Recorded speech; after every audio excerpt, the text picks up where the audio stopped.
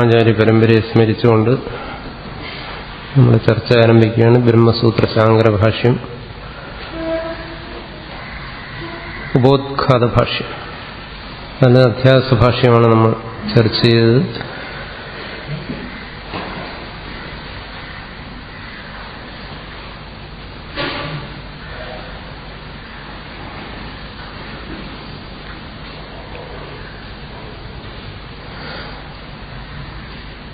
അടുത്ത് ആഹ കോയം അധ്യാസോ നാമേതി അവിടെ മുതലാണ്. ഉച്യതേ സ്മൃതിരൂപഃ പരത്ര പൂർവ എന്ന് തിരുത്തിക്കൊള്ളണം. അതിൽ മലയാളം എന്നെടുത്തിരിക്കുന്നതിൽ തെറ്റാണ്. പൂർവ ദൃഷ്ടാവഭാസ, പൂർവ എന്ന് എഴുതിയിരിക്കുന്നു. പൂർവ എന്നത് തിരുത്തണം. തം കേചിത് അന്യത്ര അന്യധർമാധ്യാസ ഇതി വദന്തി കേചിത് തു യത്ര യദധ്യാസഃ തദ്വിവേക അഗ്രഹ നിബന്ധനോ ഭ്രമ ഇതി അന്യേ തു യത്ര യദധ്യാസഃ തസ്സൈവ വിപരീത ധർമ്മത്വകൽപ്പനാം ആചക്ഷതേ ഇതി. സർവഥാപി, സർവ എന്നാണ്, അവിടെയും തെറ്റിയിട്ടുണ്ട്. സർവഥാ അപി തു അന്യസ്യ അന്യധർമ്മ അവഭാസതാം ന വ്യഭിചരതി തഥാ ച ലോകേ അനുഭവഃ ആയില്ല അനുഭവഃ ശുക്തികാ ഹി രജതവദ് അവഭാസതേ ഏകഃ ചന്ദ്രഃ സദ്വിതീയവത് ഇതി.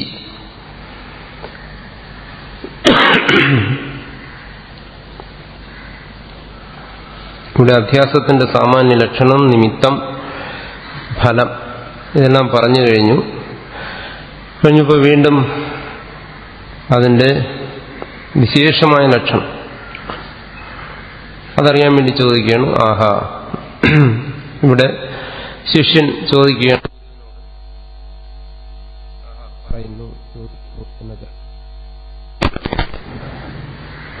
കോയം അധ്യാസോ നാമേതി ആഹ എന്നാണ്. അധ്യാസോ നാമ, അധ്യാസം എന്നാൽ എന്താണ്? ഇത്യാഹ എന്ന് ചോദിക്കുന്നു. കോയം അധ്യാസോ നാമ, അധ്യാസം എന്നാൽ എന്താണ്? ഇവിടെ ലോകപ്രസിദ്ധമായ അധ്യാസ ലക്ഷണം ആണ് ഇവിടെ പറയാൻ പോകുന്നത്. അതായത് സർവ അനുഭവ സിദ്ധമായിരിക്കുന്ന അധ്യാസം. അപ്പം അഹമനുഭവം അധ്യാസമാണ്, ആത്മാ അനാത്മാ അധ്യാസമാണ് എന്നെല്ലാം പറഞ്ഞു കഴിഞ്ഞാൽ അത് ശാസ്ത്രചിന്തകന്മാർക്ക് മാത്രം വേർതിരിച്ചറിയാൻ കഴിയാവുന്ന കാര്യമാണ്. സാധാരണ മനുഷ്യനെ സംബന്ധിച്ചിടത്തോളം ഇവിടെ അഹമധ്യാസം നടക്കുന്നു, ശരീരവും ആത്മാവും തമ്മിൽ അധ്യാസമുണ്ട്, ഇത്തരം കാര്യങ്ങളൊന്നും സാധാരണ മനുഷ്യർക്കറിയില്ല. പക്ഷെ പുറമേ നടക്കുന്ന അധ്യാസത്തിൽ അതെല്ലാവർക്കും അനുഭവമുള്ളതാണ്. ഇങ്ങനെ ശുദ്ധിയിൽ രജതാഭ്യാസം, മുത്തുച്ചിപ്പിയിൽ വെള്ളി അഭ്യസിക്കുന്നു. ഇതാണ് ലോകപ്രസിദ്ധമായ അധ്യാസം എന്ന് പറയുന്നത്, എല്ലാവർക്കും അറിയാവുന്ന അധ്യാസം. ഈ അധ്യാസത്തിന്റെ ലക്ഷണം ആണ് ഇനി പറയാൻ പോകുന്നത്. കാരണം അത് എല്ലാവർക്കും വ്യക്തമായതുകൊണ്ട്. അപ്പൊ ലോകപ്രസിദ്ധമായ അധ്യാസത്തിന്റെ ലക്ഷണം ഇവിടെ ചോദിക്കുകയാണ്, അത് പറയുകയാണ്. അടുത്ത് അധ്യാസത്തിന്റെ ലക്ഷണം പറയുകയാണ്.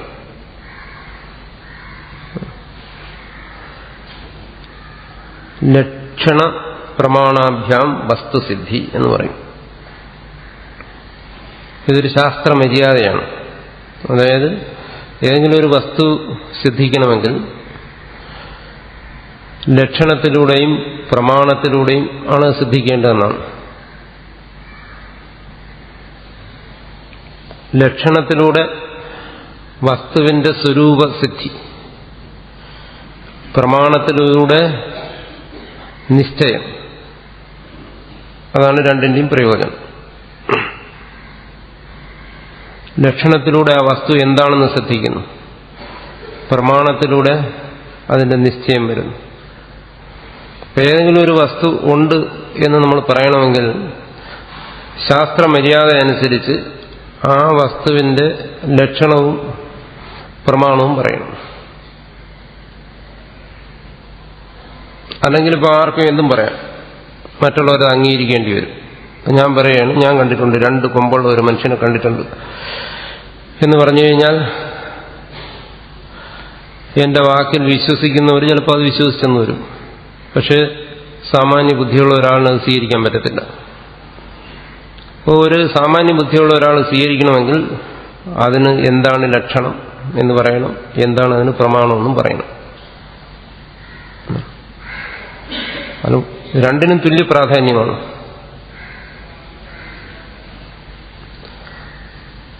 ഇവിടെ ഇപ്പോൾ ലക്ഷണം ചോദിക്കുകയാണ്.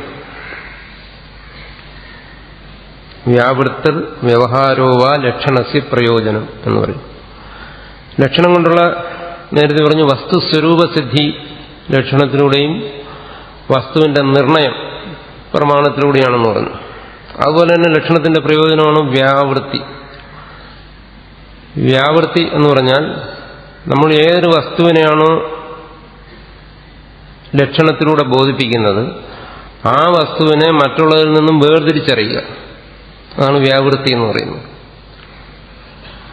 ഇതരഭേദജ്ഞാനം എന്ന് പറയും.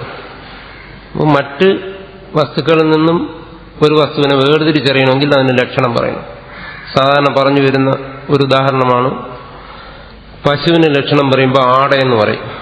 ആടയാണ് പശുവിന്റെ ലക്ഷണം എന്ന് പറയും. പശു എന്ന് പറഞ്ഞാൽ പശുവും കാളയും, അതിനെല്ലാം ആട ലക്ഷണം എന്ന് പറയും. അപ്പോൾ ആടയുള്ളതിനെ പശു എന്ന് നമ്മൾ വേർതിരിച്ച് മനസ്സിലാക്കുന്നു മറ്റ് ജീവികളിൽ നിന്നും. ആന, കുതിര, ഇതിൽ നിന്നെല്ലാം വേർതിരിച്ച് അതിനൊന്നും ആടയില്ല. ഈ കഴുത്തിൽ തൂങ്ങിക്കിടക്കുന്ന സാധനമാണ് ആടയെന്ന് പറയും. ആടയും കൊമ്പും അത് പശുവിന്റെ ലക്ഷണമായിട്ട് പറയുന്നു, കാളയുടെയും മറ്റും ലക്ഷണമായി പറയുന്നു. മറ്റുള്ള പ്രാണികളിൽ നിന്നും അതിനെ വേർതിരിച്ച് മനസ്സിലാക്കുന്നതിന് ഒരു പ്രാണിയിൽ ഇരിക്കുന്ന വിശേഷമായ ഒരു ധർമ്മം, അതാണ് അതിന്റെ ലക്ഷണമായി പറയുന്നത്. മനുഷ്യന്റെ ലക്ഷണം പറഞ്ഞു കഴിഞ്ഞാൽ മനുഷ്യത്വം എന്ന് പറയാം. അതാണ് മനുഷ്യന്റെ ലക്ഷണമായി നമുക്ക് പറയാവുന്നത്.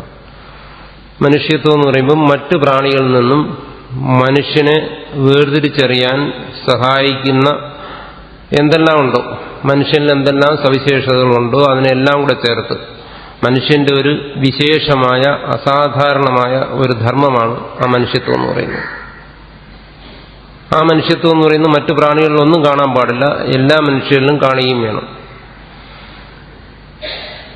ആ മനുഷ്യത്വം ഉള്ളവൻ, മനുഷ്യത്വം എന്ന് പറയുമ്പം സൽഗുണം എന്നുള്ള അർത്ഥത്തിലല്ല. നമ്മൾ സാധാരണ അവൻ മനുഷ്യത്വം ഉള്ളവനാണെന്ന് പറഞ്ഞാൽ നല്ല ഗുണങ്ങളുള്ളവനാണെന്നുള്ള അർത്ഥത്തിലാണ്. ആ അർത്ഥത്തിലല്ല.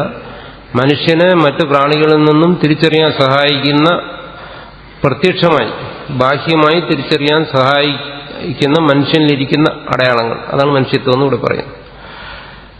അങ്ങനെ മനുഷ്യന്റെ ലക്ഷണം പറയുന്നു.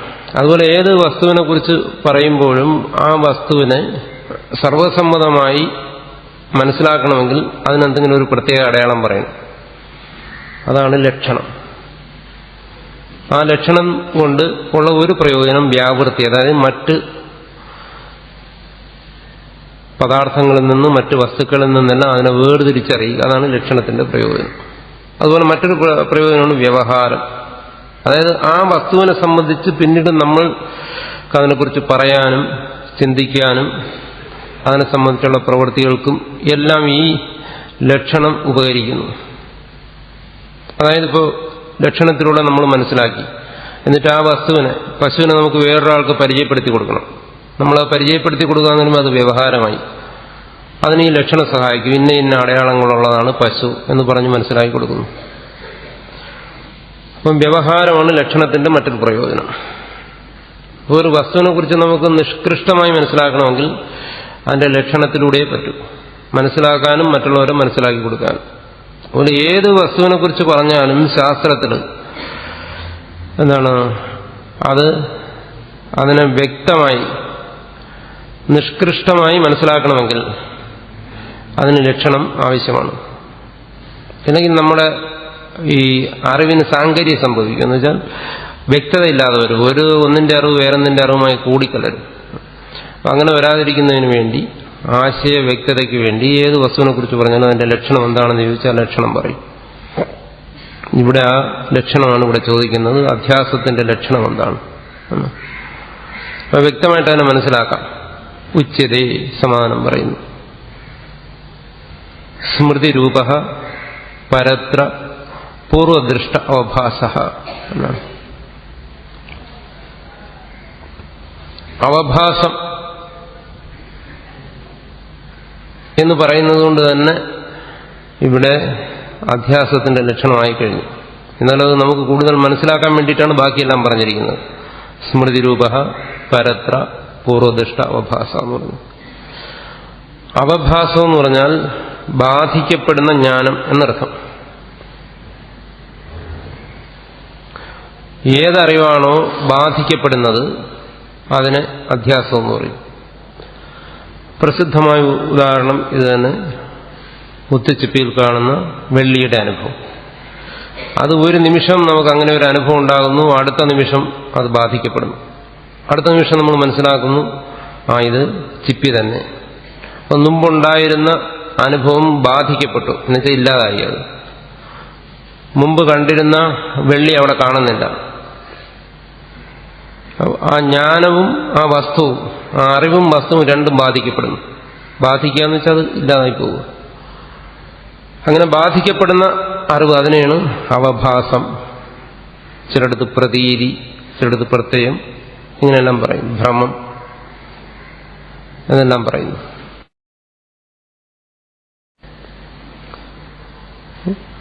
അധ്യാസം എന്ന് പറഞ്ഞാൽ ഭ്രമം, പ്രതീതി, അത്രയും പറയുന്നുണ്ട്. അത് വ്യക്തമാകുന്നില്ല. അതുകൊണ്ട് കൂടുതൽ വ്യക്തമാക്കാൻ പറയാണ് സ്മൃതി രൂപ പരത്ര പൂർവദൃഷ്ട അവഭാസ. സ്മൃതി രൂപം എന്ന് വെച്ചാൽ സ്മൃതി സദൃശം, സ്മൃതിക്ക് തുല്യം. മുമ്പ് നമ്മൾ പ്രത്യക്ഷമായി അറിഞ്ഞതിന്, അല്ലെങ്കിൽ മുമ്പ് നമ്മൾ അനുഭവപ്പെട്ടതിന്, ഏതെങ്കിലും ഒരു പ്രമാണത്തിലൂടെ അറിഞ്ഞതിന്. പ്രത്യക്ഷമായി അറിയാമെന്ന് വെച്ചാൽ പ്രത്യക്ഷം ഒരു പ്രമാണം. അതിനെക്കുറിച്ച് നമ്മൾ വേറൊരു സന്ദർഭത്തിൽ ചർച്ച ചെയ്യാം. പ്രത്യക്ഷം, അനുമാനം, ഉപമാനം, ശബ്ദം, അർത്ഥാപത്തി, അനുപലബ്ധി, ഇങ്ങനെ 6 പ്രമാണങ്ങളിലൂടെ ശരിയായ അനുഭവം ഉണ്ടാകാമെന്നാണ് ഇവിടെ അദ്വൈതികളുടെ അഭിപ്രായം. ഏതെങ്കിലും ഒരു വസ്തുവിനെ കുറിച്ച് നമുക്ക് ശരിയായിട്ടുള്ള അറിവ്, യഥാർത്ഥമായിട്ടുള്ള ജ്ഞാനം അല്ലെങ്കിൽ പ്രമ, അതുണ്ടാകുന്നത് വെറും പ്രത്യക്ഷത്തിലൂടെ മാത്രമല്ല. നമ്മൾ സാധാരണ ധരിച്ചിരിക്കുന്നത് പ്രത്യക്ഷമായി കണ്ടാൽ അത് ശരിയെന്നാണ്. അങ്ങനെയല്ല.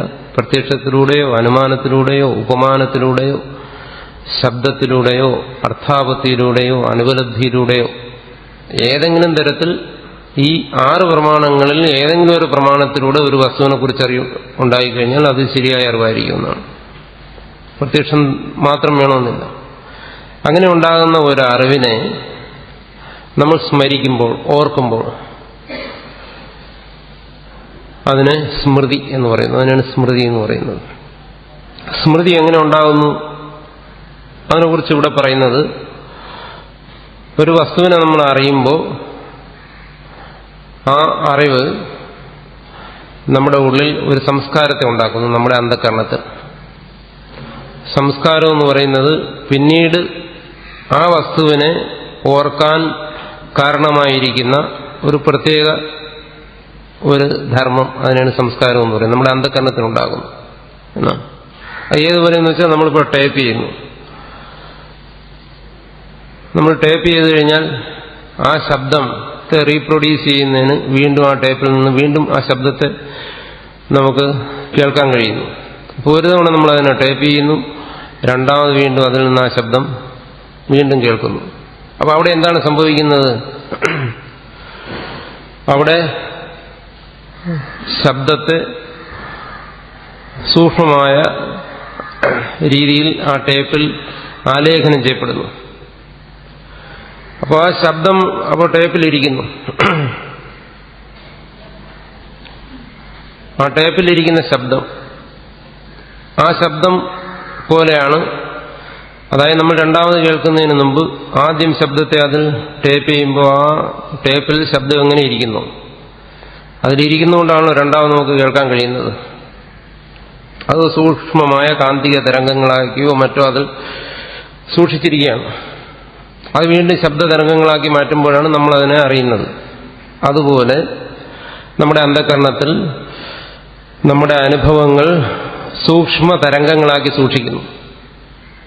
അതിനെയാണ് സംസ്കാരം എന്ന് പറയുന്നത്.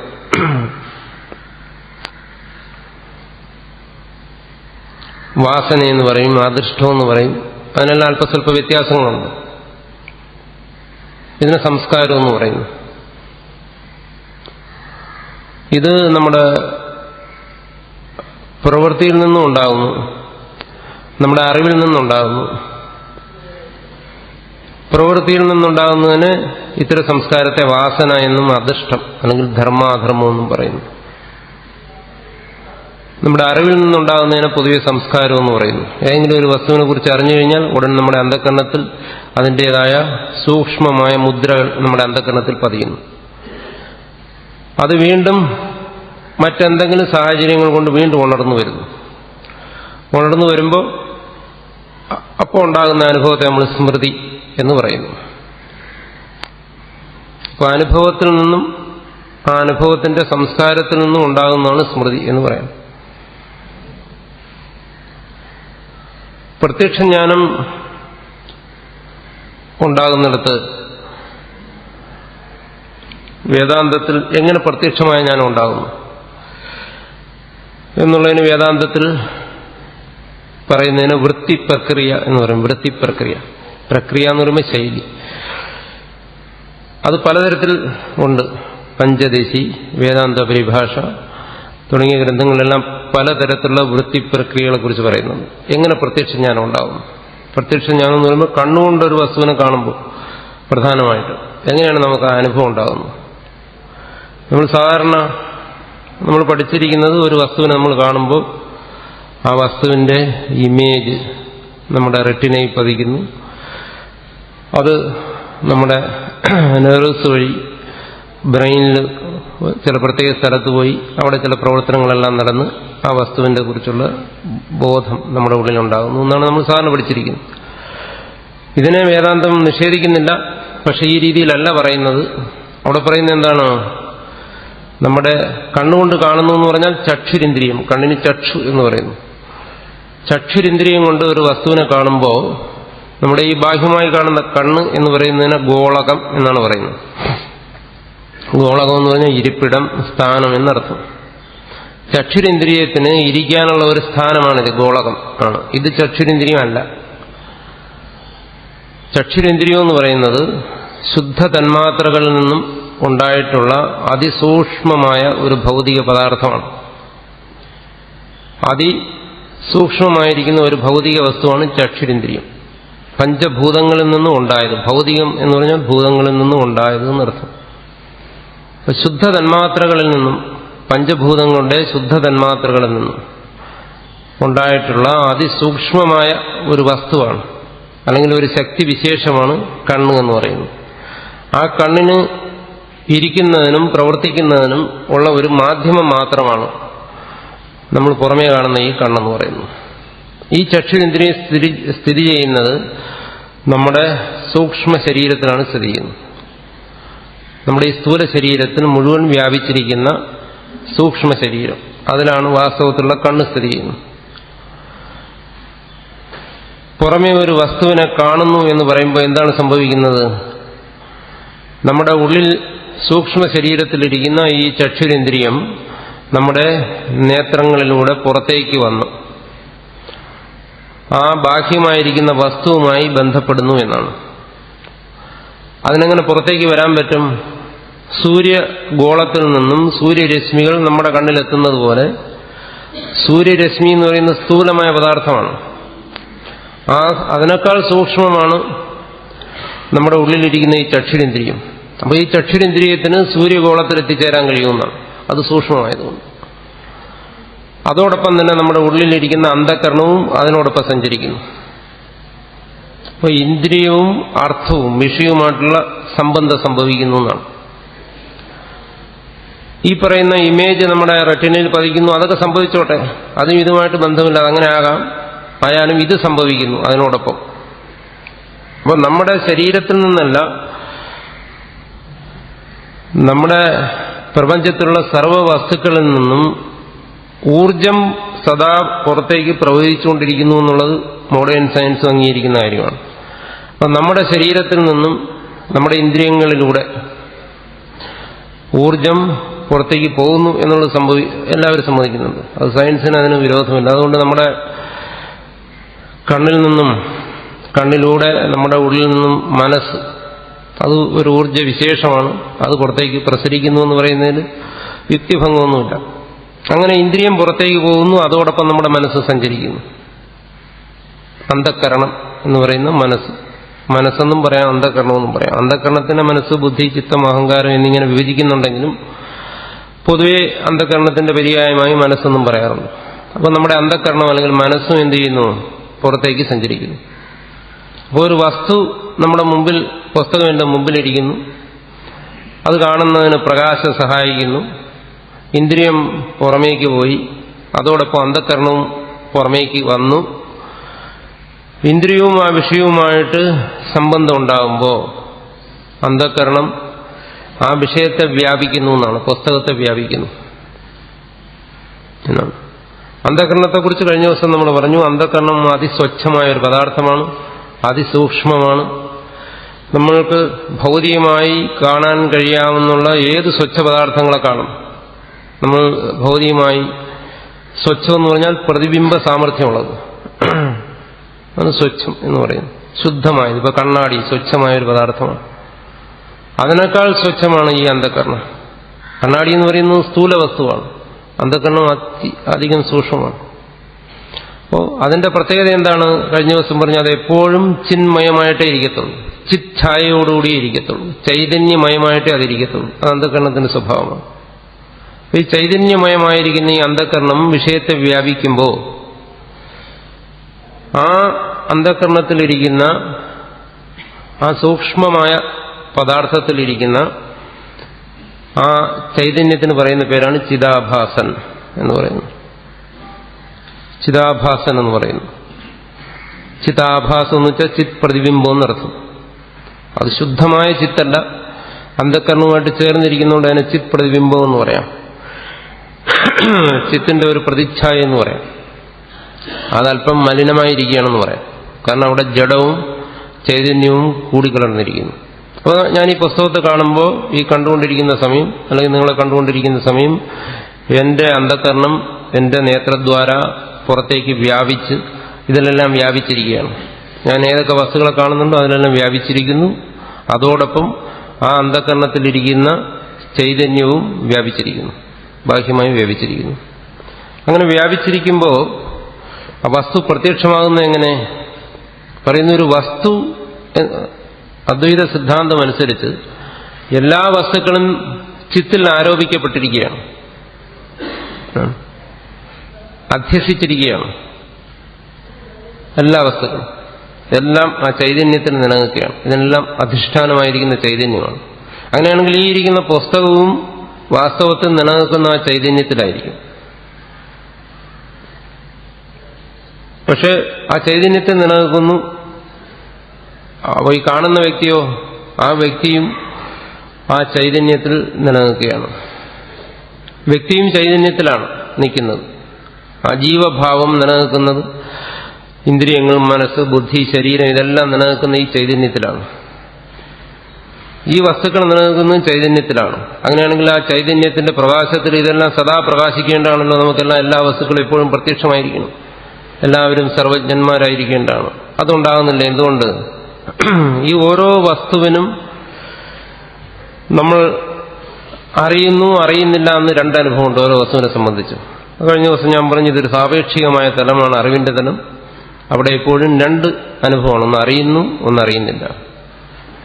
അറിയുന്നു, അറിയുന്നില്ല എന്ന് പറയുന്ന രണ്ട് അനുഭവങ്ങളും തമ്മിലുള്ള വ്യത്യാസം എന്താണ്? സ്പഷ്ടമാണ്. അറിയുന്നില്ല എന്നൊരു വസ്തുവിനെ കുറിച്ച് പറയുമ്പോൾ അവിടെ അറിവില്ലായ്മ എന്നുള്ള ഒന്നുകൂടി നിലനിൽക്കുന്നു. അതായത് ഈ പുസ്തകത്തെ ഞാൻ അറിയുന്നില്ല എന്ന് പറയുമ്പോൾ ഈ പുസ്തകം വാസ്തവത്തിൽ ആ ചൈതന്യത്തിലാണ് നിലനിൽക്കുന്നതെങ്കിലും അവിടെ ഒരു അറിവില്ലായ്മ കൂടി നിലനിൽക്കുന്നു. ആ ചൈതന്യത്തെ ആശ്രയിച്ച് ഒരു അറിവില്ലായ്മ കൂടി നിലനിൽക്കുന്നു. അതെങ്ങനെ നിലനിൽക്കും? നമുക്ക് പ്രകാശത്തിലേക്ക് നോക്കി അറിയാം. എവിടെ പ്രകാശമുണ്ടോ ആ പ്രകാശത്തോട് ചേർന്നൊരു നിഴല് അല്ലെങ്കിൽ ഒരു ഇരുട്ട് കൂടി കാണും. അത് എപ്പോഴും അറിവില്ലായ്മ അറിവിനെ ആശ്രയിച്ച് നിൽക്കും. അത് അറിവില്ലായ്മയുടെ ഒരു സ്വഭാവമാണ്. ഏതെങ്കിലും വെളിച്ചത്തിന് നോക്കുക, ആ വെളിച്ചത്തിനോട് ചേർന്ന് ആ ട്യൂബിലേക്കോ ബൾബിലേക്കോ നോക്കുക, അതിന്റെ ചോട്ടിൽ എവിടെയെങ്കിലും അല്പം ഒരു ഇരുട്ടും കാണും. അത് ഈ അറിവില്ലായ്മയുടെ സ്വഭാവമാണ്. അതിങ്ങനെ എപ്പോഴും അറിവിനോട് ചേർന്നേക്കും. അപ്പൊ ഈ അറിവില്ലായ്മ, പുസ്തകത്തെ സംബന്ധിച്ചുള്ള ഈ അറിവില്ലായ്മയും ഈ ചൈതന്യത്തെ ആശ്രയിച്ച് തന്നെ നിലനിൽക്കുന്നു.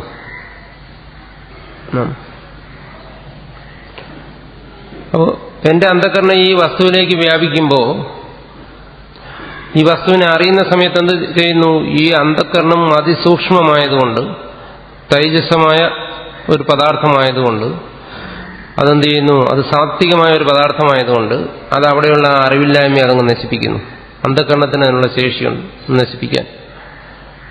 സ്വച്ഛമായ ശുദ്ധമായ പദാർത്ഥമായതുകൊണ്ട് അതിനെ നശിപ്പിക്കുന്നു. നശിപ്പിച്ചു കഴിഞ്ഞാൽ ഈ അന്ധകരണത്തിൽ തന്നെയുണ്ട് ചൈതന്യം. ആ ചൈതന്യം ആ വസ്തുവിനെ പ്രകാശിപ്പിക്കുന്നു. പുസ്തകം എന്നുള്ള ജ്ഞാനത്തെ ഉണ്ടാക്കിത്തരുന്നു. അപ്പൊ നമ്മുടെ അന്ധകരണത്തിലിരിക്കുന്ന ആ ചൈതന്യമാണ്, ചിച്ഛായയാണ്, ചിദാഭാസനാണ് ഈ വസ്തുവിനെ പ്രകാശിപ്പിച്ചു തരുന്നത്. ഇതാണ് ഒരു പ്രക്രിയ. അതിനെ പ്രകാശിപ്പിക്കുക, ഞാൻ അറിയുന്നു ഇത് പുസ്തകം എന്നുള്ള അറിവ് എന്റെ ഉള്ളിലുണ്ടാകുന്നു. എന്റെ അന്ധകരണത്തിൽ അങ്ങനെ ഒരു ബോധം ഉണ്ടാകുന്നു, ഇത് പുസ്തകവും. ചുരുക്കി പറഞ്ഞാൽ നമ്മുടെ അന്ധകരണം പുറമേക്ക് വ്യാപിക്കുന്നു, വസ്തുവിനെ വ്യാപിക്കുന്നു, അല്ലെങ്കിൽ വസ്തുവിനെ അത് പൊതിയുന്നു എന്ന് പറയാം. അപ്പോൾ ആ അന്ധകരണം അവിടെ ഉണ്ടായിരുന്ന അറിവില്ലായ്മ, അജ്ഞാനത്തെ നശിപ്പിക്കുന്നു. അറിവില്ലായ്മ എന്ന് പറഞ്ഞു കഴിഞ്ഞാൽ ഇല്ലായ്മ എന്നുള്ള അർത്ഥത്തിലല്ല. അദ്വൈതത്തിൽ പറയുന്ന എന്താണ്? അത് അനിർവചനീയമായ ഒരു വസ്തു എന്നാണ്. സത്തെന്നോ അസത്തെന്നോ നിർവചിക്കാൻ കഴിയാത്ത അനിർവചനീയമായ ഒരു പദാർത്ഥമാണ് അറിവില്ലായ്മ എന്നാണ്. ഇവിടെ അറിവില്ലായ്മ എന്ന് പറയുന്ന ഒരു വസ്തുവാണ്, ഒരു പദാർത്ഥമാണ്, അല്ല ശൂന്യമല്ല. നമ്മൾ അറിവില്ലായ്മ എന്ന് പറയുമ്പോൾ നമ്മുടെ മനസ്സിൽ പെട്ടെന്ന് വരുന്നത് അത് അറിവിന്റെ ശൂന്യത എന്നാണ്. ശൂന്യതയല്ല. ഇതെന്താണ്? ഒരു പദാർത്ഥമാണ്, വസ്തുവാണ്. അതിനെ അനിർവചനീയമെന്ന് പറയുന്നു. അപ്പോൾ ആ അറിവില്ലായ്മയെ ഈ മനസ്സ് നശിപ്പിക്കുന്നു. ആ മനസ്സിലിരിക്കുന്ന ചൈതന്യം ആ വസ്തുവിനെ പ്രകാശിപ്പിക്കുന്നു. അപ്പോൾ നമുക്ക് അറിവുണ്ടാകുന്നു, ഇത് പുസ്തകം. ഇങ്ങനെയാണ് ബാഹ്യമായ നമ്മുടെ ശരീരം ഉൾപ്പെടെയുള്ള സർവ്വ വസ്തുക്കളെക്കുറിച്ചും അറിവുണ്ടാകുന്നത്. ഇങ്ങനെയാണ് എന്നാ പറയുന്നത്. ഇങ്ങനെ അറിവുണ്ടാകാൻ സഹായിക്കുന്ന നമ്മുടെ മനസ്സിനെയാണ് വൃത്തി എന്ന് പറയുന്നത്. വൃത്തി ശുചിത്വം എന്നുള്ള അർത്ഥത്തിലല്ല, സംസ്കൃതത്തിലെ വൃത്തിയാണ് വൃത്തി എന്ന് പറയുന്നത്. അതായത് നമ്മുടെ ഉള്ളിൽ നിന്നും അന്ധകരണം പുറമേ വ്യാപിച്ച് ഇരിക്കുന്ന അവസ്ഥ, അതിനെ വൃത്തി എന്ന് പറയുന്നു. ഈ വൃത്തിയിലൂടെ പ്രത്യക്ഷ ജ്ഞാനം എങ്ങനെ ഉണ്ടാകുന്നു എന്ന് പറയുന്ന രീതിയെ ആണ് വൃത്തി പ്രക്രിയ എന്ന് പറയുന്നത്. ഇത് വേറെ രീതിയിലും പറയുന്നുണ്ട്. ഇത് ഒരു രീതിയാണ്. പല രീതിയിലും പല ആചാര്യന്മാരും ഇതിനെക്കുറിച്ച് പറയുന്നുണ്ട്. അതെല്ലാം സാമാന്യമായിട്ട് അതിന്റെ സ്വഭാവം ഇങ്ങനെ തന്നെ ആയിരിക്കും. അത് മറ്റ് ഗ്രന്ഥങ്ങളിൽ നിന്നൊക്കെ നമ്മൾ മനസ്സിലാക്കണം. ഇത് പ്രത്യക്ഷമായ അനുഭവത്തിന്റെ സ്ഥിതി. ഭ്രമം ഉണ്ടാകുന്നിടത്ത് അല്പം വ്യത്യാസം സംഭവിക്കുന്നു. നമ്മൾ ശുക്തിയെ കാണുന്നു. ഭ്രമം ഉണ്ടാകുന്നതിന് കാരണമായി ദോഷങ്ങളെ പറയുന്നുണ്ട്. പലതരത്തിലുള്ള ദോഷങ്ങളെ പറയുന്നു. പ്രമാണദോഷം, പ്രമേയദോഷം, പ്രമാതൃദോഷം, ഇങ്ങനെയെല്ലാം പലതരത്തിലുള്ള ദോഷങ്ങളെക്കുറിച്ച് പറയുന്നുണ്ട്. ഏതെങ്കിലും തരത്തിലുള്ള ഒരു ദോഷം ഉണ്ടാകാതെ ഭ്രമം ഉണ്ടാകില്ല എന്നാണ് പൊതുവെയുള്ള ആചാര്യന്മാരുടെ അഭിപ്രായം. നമുക്കൊരു ഭ്രമം ഉണ്ടാകണമെങ്കിൽ ഏതെങ്കിലും തരത്തിലൊരു ദോഷം അവിടെ ഉണ്ടാകണം. ആ ദോഷം ഉണ്ടാകാതെ ഭ്രമം ഉണ്ടാകത്തില്ലെന്നാണ്. ഇപ്പൊ മുത്തുച്ചിപ്പിയിൽ വെള്ളി എന്നുള്ള ഭ്രമം ഉണ്ടാകുന്ന സമയത്ത്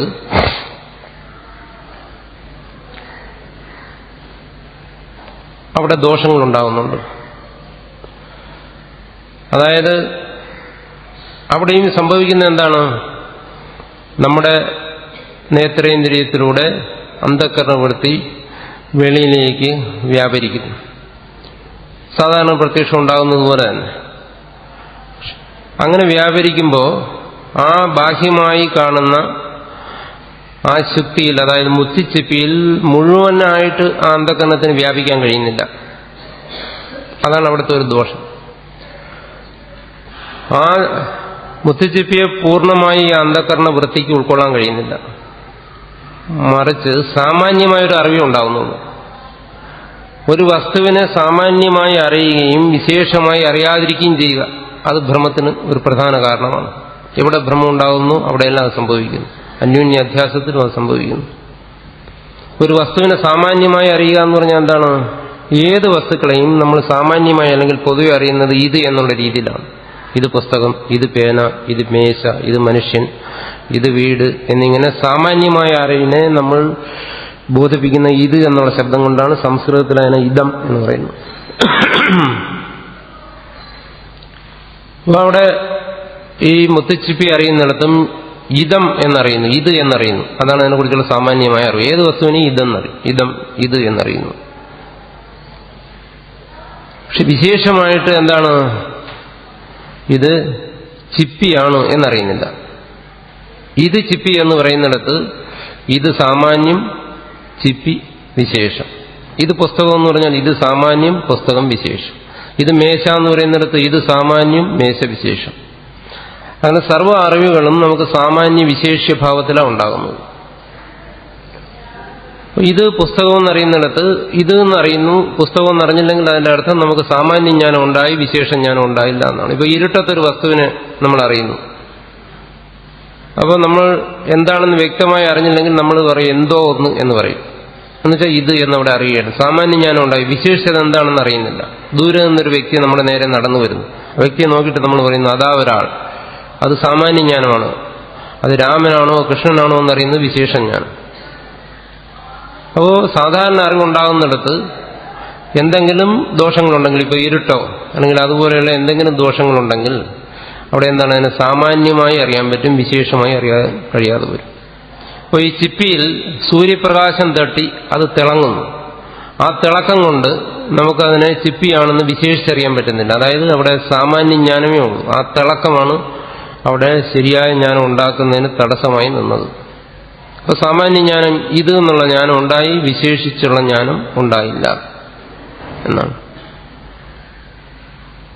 അപ്പൊ ഭ്രമസ്ഥലത്ത് ഇതം എന്നുള്ള ജ്ഞാനമേ ഉണ്ടാകുന്നുള്ളൂ. അതായത് ഏത് വസ്തുവിനെയാണോ നമ്മൾ അറിയുന്നത് ആ വസ്തുവിനെ കുറിച്ചുള്ള സാമാന്യ ജ്ഞാനമേ ഉണ്ടായുള്ളൂ, വിശേഷ ജ്ഞാനം അവിടെ ഉണ്ടായില്ല എന്നാണ്.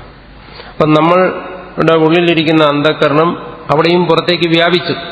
പക്ഷെ അത് ആ സാമാന്യ അംശത്തിൽ മാത്രമേ വ്യാപിച്ചുള്ളൂ. ഇതെന്നുള്ള ഒരു ബോധമേ അവിടെ ഉണ്ടായുള്ളൂ, വിശേഷിച്ചുള്ള ഒരു ജ്ഞാനം അവിടെ ഉണ്ടായില്ല. ഈ സമയം തന്നെ എന്ത് വരുന്നു? നമ്മൾ അവിടെ മറ്റൊന്ന് കാണുന്നുണ്ട്. എന്താണ്? ആ തിളക്കം. അന്ധകരണം അതിനെ ഉൾക്കൊള്ളുന്നുണ്ട്. അപ്പോൾ അതിനെക്കുറിച്ചുള്ള ഒരു ബോധം നമ്മുടെ ഉള്ളിൽ ഉണ്ടാക്കുന്നു. പക്ഷെ ചിപ്പി എന്നുള്ള അറിവ് ഉണ്ടാകാത്തത് കൊണ്ട് നമ്മുടെ ഉള്ളിൽ കിടക്കുന്ന സംസ്കാരം പ്രബുദ്ധമാകുന്നു. സംസ്കാരം ഉണരുന്നു. എന്തിന്റെ സംസ്കാരം? വെള്ളിയെക്കുറിച്ചുള്ള സംസ്കാരം. ആ സംസ്കാരം ഉണരുമ്പോൾ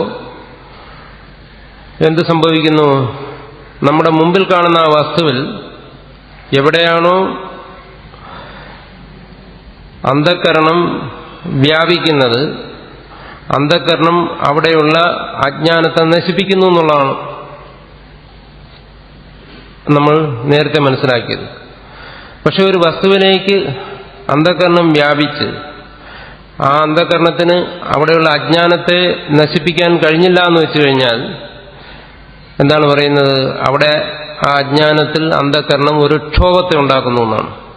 നമ്മുടെ മനസ്സിൽ എങ്ങനെയാണോ ക്ഷോഭം ഉണ്ടാകുന്നത് അതുപോലെ തന്നെ ആ ബാഹ്യമായി ഉള്ള ആ അജ്ഞാനത്തിനും ഒരു ക്ഷോഭത്തെ ഉണ്ടാക്കുന്നു, ഒരു ഇളക്കത്തെ ഉണ്ടാക്കുന്നു. എന്നുവെച്ചാൽ അത് നശിപ്പിക്കാൻ കഴിഞ്ഞില്ല. രണ്ടുപേര് തമ്മിൽ മൽപ്പിടുത്തം നടത്തി കഴിഞ്ഞാൽ ഒരാൾ ജയിക്കുന്ന, ഒരാൾ പരാജയപ്പെടണം, അല്ലെങ്കിൽ രണ്ടുപേരും ക്ഷീണിക്കും. അതുപോലെ ഇവിടെ സംഭവിക്കുന്ന എന്താണ്? അന്ധകരണം പുറമെ വ്യാപിച്ചു, അവിദ്യയിലൊരു ക്ഷോഭം ഉണ്ടാക്കി. ക്ഷോഭം ഉണ്ടാകുമ്പോൾ ഉള്ളിൽ എന്താണ് സംഭവിക്കുന്നത്? ഇത് ബാഹ്യമായിട്ടാണ് ഈ ക്ഷോഭം സംഭവിക്കുന്നത്. ബാഹ്യമായി വസ്തുവിലാണ് ഒരു ക്ഷോഭം ഉണ്ടാകുന്നത്, അവിടുത്തെ അവിദ്യയിൽ. കാരണം പുറമേ ഇരിക്കുന്ന എല്ലാ വസ്തുക്കളും നേരത്തെ പറഞ്ഞത് ഓർക്കണം, അത് ചൈതന്യത്തിലാണ് നിലനിൽക്കുന്നത്. ചൈതന്യം എവിടെയുണ്ടോ അതിനെ ആശ്രയിച്ച് അജ്ഞാനം അല്ലെങ്കിൽ അവിദ്യയുണ്ട്. അജ്ഞാനത്തിന്റെ പര്യായമായിട്ടാണ് ഇവിടെ അവിദ്യ എന്നുള്ള ശബ്ദം ഉപയോഗിച്ചത്. അപ്പോൾ അജ്ഞാനത്തിൽ ഒരു ക്ഷോഭം ഉണ്ടാകുമ്പോൾ ബാഹ്യമായിട്ട് നമ്മുടെ ഉള്ളിൽ എന്ത് സംഭവിക്കുന്നു? ഉള്ളിൽ സ്മൃതി ഉണർന്നു വരുന്നു. കാരണം ആ തിളക്കം, നമ്മുടെ ഉള്ളിൽ പഴയ രജതത്തിന്റെ സ്മൃതി ഉണ്ടാക്കും. ആ രജതത്തിന്റെ സ്മൃതി ഉണ്ടാകുന്നതുകൊണ്ട് പുറമേ ഈ അവിദ്യ ക്ഷോഭിക്കുകയും ചെയ്തു. ഉള്ളിൽ രജതത്തിന്റെ സ്മൃതി ഉണ്ടായി. ഇത് രണ്ടും കൂടി ചേർന്നിട്ട് ആ ബാഹ്യമായി ആ പുറമേ ഇത് എന്ന് നമ്മൾ എന്തിനാണോ അറിഞ്ഞത് അവിടെ ഒരു അനിർവചനീയ രജതം ഉത്പന്നമാകുന്നു എന്നാണ് പറയുന്നത്.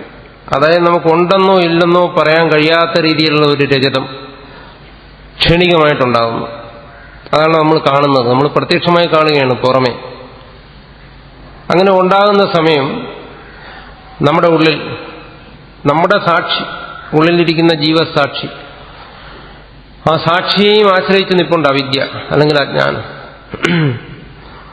ബാഹ്യമായി സംഭവിക്കുമ്പോൾ ഉള്ളിലും സംഭവിക്കുന്ന ഒരു ക്ഷോഭം. അവിദ്യയെ സാക്ഷിയെ ആശ്രയിച്ചിരിക്കുന്ന അവിദ്യ. ഉള്ളിൽ ഇത് ശുക്തിയാണ്, ഇത് മുത്തുച്ചിപ്പിയാണെന്നുള്ള ജ്ഞാനം ഉണ്ടാകുന്നതിന് പകരം ഉള്ളിൽ സംഭവിക്കുന്ന ക്ഷോഭം കൊണ്ട് ആ അവിദ്യയിൽ ഇത് വെള്ളിയാണ് എന്നുള്ളൊരു ജ്ഞാനം ഉണ്ടാകുന്നു, ഒരറിവ് ഉണ്ടാകുന്നു. അപ്പൊ ബാഹ്യമായി അനിർവചനീയമായ ഒരു രജതം വെള്ളി ഉണ്ടാകുകയും നമ്മുടെ ഉള്ളിൽ ആ വെള്ളിയെക്കുറിച്ചുള്ള ഒരു അറിവ് ഉണ്ടാകുകയും ചെയ്യുന്നു. അതാണ് ഇതം രജതം, ഇത് വെള്ളിയാണ് എന്ന് അറിവ് ഉണ്ടാകുന്നത് എന്നാണ് ഈ ഭ്രമത്തെക്കുറിച്ച് അദ്വൈത മതപ്രകാരമുള്ള വ്യാഖ്യാനം. ഇങ്ങനെ സംഭവിക്കുന്നു എന്നാണ്. അപ്പോൾ ഇങ്ങനെ ഭ്രമം ഉണ്ടാകുന്നതിന് കാരണമായത് ഈ അവിദ്യ അല്ലെങ്കിൽ അജ്ഞാനമാണ്. അത് സാക്ഷിയെ ആശ്രയിച്ചിരിക്കുന്ന അവിദ്യയും ബാഹ്യമായി ഉണ്ടായിരുന്ന അവിദ്യയും. ബാഹ്യമായിരുന്ന അവിദ്യ കൊണ്ട് അനിർവചനീയമായ രജതം അവിടെ ഉത്പന്നമായി. സാക്ഷിയെ ആശ്രയിച്ചിരിക്കുന്ന അവിദ്യ അല്ലെങ്കിൽ അജ്ഞാനം കൊണ്ട് ഇത് വെള്ളിയാണെന്നുള്ള അനുഭവം ഉണ്ടായി. അപ്പൊ ഈ അനുഭവവും ഭ്രമമാണ്, പുറമെയുള്ള വസ്തുവും ഭ്രമമാണ്, രണ്ടും അധ്യാസമാണ്. ഇങ്ങനെ സംഭവിക്കുന്നു എന്നാണ്. ഇത് എല്ലാ ഭ്രമസ്ഥലത്തും ഇതിന് സമാനമായ രീതിയിൽ സംഭവിക്കുന്നുണ്ട് എന്നർത്ഥം. എന്തുകൊണ്ടങ്ങനെ സംഭവിക്കുന്നു? ജ്ഞാനത്തെ ആശ്രയിച്ച്, ജ്ഞാനത്തെ മറച്ചുകൊണ്ട് അജ്ഞാനം നിലനിൽക്കുന്നതുകൊണ്ടാണ്. ഇത് നമ്മുടെ അനുഭവം തന്നെയാണ്. ജ്ഞാനത്തെ ആശ്രയിച്ച് അജ്ഞാനം നിൽക്കുന്നു എന്ന് പറയുന്നത് ബാഹ്യമായി ശാസ്ത്രത്തിൽ പറയുന്നതല്ല, നമ്മുടെ അനുഭവം തന്നെയാണ്. ഒരു കാര്യത്തെക്കുറിച്ച് നമ്മളോട് ചോദിച്ചു കഴിഞ്ഞാൽ ചിലപ്പോൾ നമ്മൾ ഉത്തരം പറയും അറിയാം, എനിക്കതിനെക്കുറിച്ച് അറിയാമെന്ന് പറയും, എന്നിൽ അറിവുണ്ട് എന്ന് പറയുന്നു. അതേപോലെ തന്നെ ചില സമയത്ത് നമ്മൾ പറയുന്നു എനിക്കറിവില്ല, അജ്ഞനാണെന്ന് പറയുന്നു. അജ്ഞത എവിടെയിരിക്കുന്നു? അജ്ഞനാണെന്ന് ആര് പറയുന്നു? ഞാൻ പറയുന്നു. ഞാൻ എന്ന് പറയുന്നത് അജ്ഞാനമാണോ? അല്ല. ഞാനെന്ന് പറയുന്നത് ബോധമാണ്, അറിവാണ്.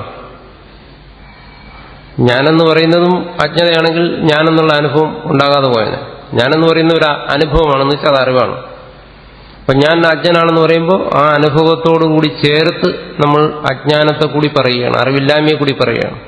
അപ്പോൾ ഞാനെന്ന് പറയുന്ന അറിവിനോട് ചേർന്ന് അജ്ഞാനം ഇരിക്കുന്നു എന്നുള്ളത് സ്വാനുഭവത്തിൽ നിന്ന് മനസ്സിലാക്കും. അപ്പോൾ ആ അജ്ഞാനത്തിന്റെ കാര്യമായിട്ടാണ്, അജ്ഞാനത്തിന്റെ വിലാസമാണ് ഭ്രമം എന്ന് പറയുന്നത്.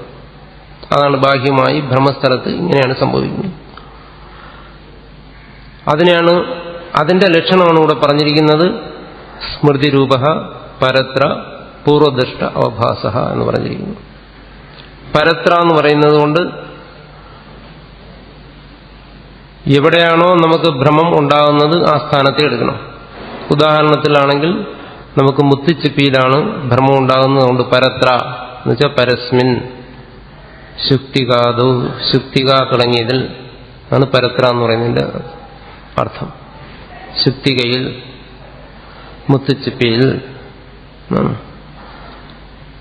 സ്മൃതിരൂപ, സ്മൃതിക്ക് സദൃശമായി. ഇത് സ്മൃതിയല്ല. സ്മൃതി എന്ന് പറയുന്നത് ഭ്രമമല്ല. ഞാൻ മുമ്പ് വെള്ളിയെ കണ്ടു, ഇപ്പൊ വെള്ളി ഓർമ്മിക്കുന്നു, ഇത് ഭ്രമമല്ല. ഇത് വ്യാവഹാരികമായ യഥാർത്ഥ ജ്ഞാനമാണ്. അതുകൊണ്ട് സ്മൃതി എന്ന് പറയുന്നതിന് വരെ സ്മൃതി രൂപ എന്ന് പറഞ്ഞു. സ്മൃതേഹി രൂപം ഇവ രൂപം അസ്യ എന്നാണ്. സ്മൃതിയുടെ രൂപം പോലെയാണ്, സ്മൃതി സദൃശമാണ് എന്നാണ്. സ്മൃതി പോലിരിക്കുന്നു എന്നർത്ഥം. എന്നുവെച്ചാൽ ഇതിന് സ്മൃതി സഹായകമാണ്. മുമ്പ് എപ്പോഴെങ്കിലും രജതത്തെ കണ്ട് അതിന്റെ സ്മരണയുള്ളവന് മാത്രമേ ഇങ്ങനെ ഒരു ഭ്രമം ഉണ്ടാകത്തുള്ളൂ, അല്ലാത്തവന് ഭ്രമം ഉണ്ടാകത്തില്ല. രജതത്തെ സ്മരണയില്ലാത്തവന്, രജതത്തെ കണ്ടിട്ടില്ലാത്തവന് രജതത്തിന്റെ അനുഭവം ഉണ്ടായി അതിൽ നിന്ന് സ്മരണയില്ലാത്തവന് ഒരിക്കലും രജതഭ്രമം ഉണ്ടാകത്തില്ല. അപ്പോ ആ സ്മൃതി ഇതിന് കാരണമാണ്. പക്ഷേ ഇത് സ്മൃതിയാണോ? അല്ല. കാരണം സ്മൃതിയാണെങ്കിൽ നമ്മളെങ്ങനെ അറിയുന്നത്? ഞാൻ പണ്ട് കണ്ട വെള്ളി എന്ന് ഒരു ബോധം നമ്മുടെ മനസ്സിൽ വരികയാണ്, സ്മരണ വരികയാണ്. അപ്പോൾ അത് പണ്ട് കണ്ടതെന്നാണ്. ബ്രഹ്മസ്ഥലത്ത് അങ്ങനെയല്ല. ഇതാ എന്റെ മുമ്പിൽ കാണുന്നു എന്നാണ് പറയുന്നത്. പ്രത്യക്ഷമായി നമ്മൾ ചൂണ്ടിക്കാണിക്കുകയാണ്, ഇതാ വെള്ളി, അടുത്ത് നിൽക്കുന്ന ആളിനെ ചൂണ്ടിക്കാണിക്കുകയാണ്. സ്മൃതിയാണെങ്കിൽ ഇതാ മുന്നിലെന്ന് നമുക്ക് കാണിക്കാൻ പറ്റത്തില്ല. അപ്പൊ ഇതാ മുന്നിലെന്ന് കാണിക്കുന്നതുകൊണ്ട് എന്താണ്? ഏത് വസ്തുവാണോ ഭ്രമത്തിന് വിഷയമായിരിക്കുന്നത് അത് നമ്മുടെ മുമ്പിൽ നിൽക്കുകയാണ്. അപ്പൊ അതിനെ സ്മൃതി എന്നങ്ങനെ പറയാൻ പറ്റും. പ്രത്യക്ഷമായി കാണുന്നത് സ്മൃതിയല്ല, എന്നാൽ സ്മൃതി സദൃശവുമാണ്. സ്മൃതി അതിന് സഹായിച്ചു. ഇത് മുന്നിൽ അവിടെ ഉണ്ടാകുന്ന ഒരു വസ്തുവാണ്. ഉണ്ടാകുന്നു എന്ന് പറഞ്ഞാൽ സാധാരണ മാവിൽ നിന്ന് മാങ്ങ ഉണ്ടാകുന്ന പോലെ ഉണ്ടാകുന്നില്ല, അനിർവചനീയമായി ഉണ്ടാകുന്നു എന്ന് പറയാം. ഉണ്ടെന്നോ ഇല്ലെന്നോ പറയാൻ കഴിയാത്ത രീതിയിൽ അതുണ്ടാകുന്നു. ഉണ്ടാകുന്നു എന്ന് പറയുമ്പോൾ നമ്മൾ തെറ്റിദ്ധരിക്കും. ഉണ്ടാകുന്ന ഒരു വസ്തുവാണെങ്കിൽ അല്പം കഴിയുമ്പോൾ നമുക്ക് ബാധജ്ഞാനം ഉണ്ടാകാൻ പാടില്ല. ഇത് ഉണ്ടായിട്ടേ ഇല്ല എന്നുള്ള അനുഭവം ഉണ്ടാകാൻ പാടില്ല. അതുകൊണ്ട് ഇത് ഉണ്ടാകുന്നു എന്ന് പറയാൻ പറ്റത്തില്ല, ഇല്ല എന്ന് പറയാൻ പറ്റത്തില്ല. ഇല്ലാത്തതാണെങ്കിൽ നമ്മളെങ്ങനെ കാണുന്നുമുണ്ട്. അപ്പോൾ ഭ്രമസ്ഥലത്ത് നമ്മൾ കാണുന്ന ആ വസ്തുവിനെ ഉണ്ടെന്നോ ഇല്ലെന്നോ പറയാൻ പറ്റത്തില്ല. ഉള്ളതാണെങ്കിൽ അത് നശിക്കാൻ പാടില്ല, ഇല്ലാത്തതാണെങ്കിൽ അനുഭവപ്പെടാൻ പാടില്ല. ഇത് അനുഭവപ്പെടുന്നുകൊണ്ട് നശിക്കുന്നുമുണ്ട്. അതുകൊണ്ട് ഉണ്ടെന്നോ ഇല്ലെന്നോ നിർവചിക്കാൻ കഴിയാത്തതുകൊണ്ട് ഇതിന് അനിർവചനീയമെന്ന് പറയുന്നു. അതുകൊണ്ട് ഇത് സ്മൃതിയല്ല, പ്രത്യക്ഷമായി കാണുന്നു. അതുകൊണ്ട് ഇത് സ്മൃതി രൂപമാണ്. സ്മൃതി രൂപ. പിന്നെന്താണിത്? പൂർവദൃഷ്ട അവഭാസം. മുമ്പ് കണ്ടിട്ടുള്ളതിന്റെ പ്രതീതിയാണ്. മുമ്പ് കണ്ടിട്ടുള്ള ഏതോ ഒരു വസ്തുവിന്റെ പ്രതീതിയാണ്. അത് സർപ്പമാകാം, അല്ലെങ്കിൽ വെള്ളിയാകാം, എന്തായാലും മുമ്പ് കണ്ടിട്ടുള്ളതിന്റെ ഒരു പ്രതീതിയാണത്. അവഭാസം എന്ന് പറയുമ്പോൾ നശിച്ചു പോകുന്ന പ്രതീതി. അതുകൊണ്ട് സ്മൃതി അല്ല എന്ന് മനസ്സിലാക്കാം. പൂർവദൃഷ്ടസ്യ അവഭാസ എന്നാണ്. മുമ്പ് കണ്ടിട്ടുള്ളതിന്റെ ഒരു പ്രതീതിയാണ്. ഇതിനെയാണ് ഭ്രമം എന്ന് പറയുന്നത്. ഇതാണ് ഭ്രമത്തിന്റെ ലക്ഷണം എന്ന് പറയുന്നത്. ഇതാണ്. ഇത് ബാഹ്യമായി കാണുന്ന ഏത് ഭ്രമത്തിലും സമന്വയിപ്പിച്ച് മനസ്സിലാക്കുന്നതിന് വേണ്ടിയിട്ടുള്ള ലോകപ്രസിദ്ധമായ സർവ്വസാധാരണമായ ഒരു ഭ്രമലക്ഷണമാണിത്. പരത്ര പൂർവദൃഷ്ട അവഭാസ സ്മൃതിരൂപ എന്ന് പറയുന്നു.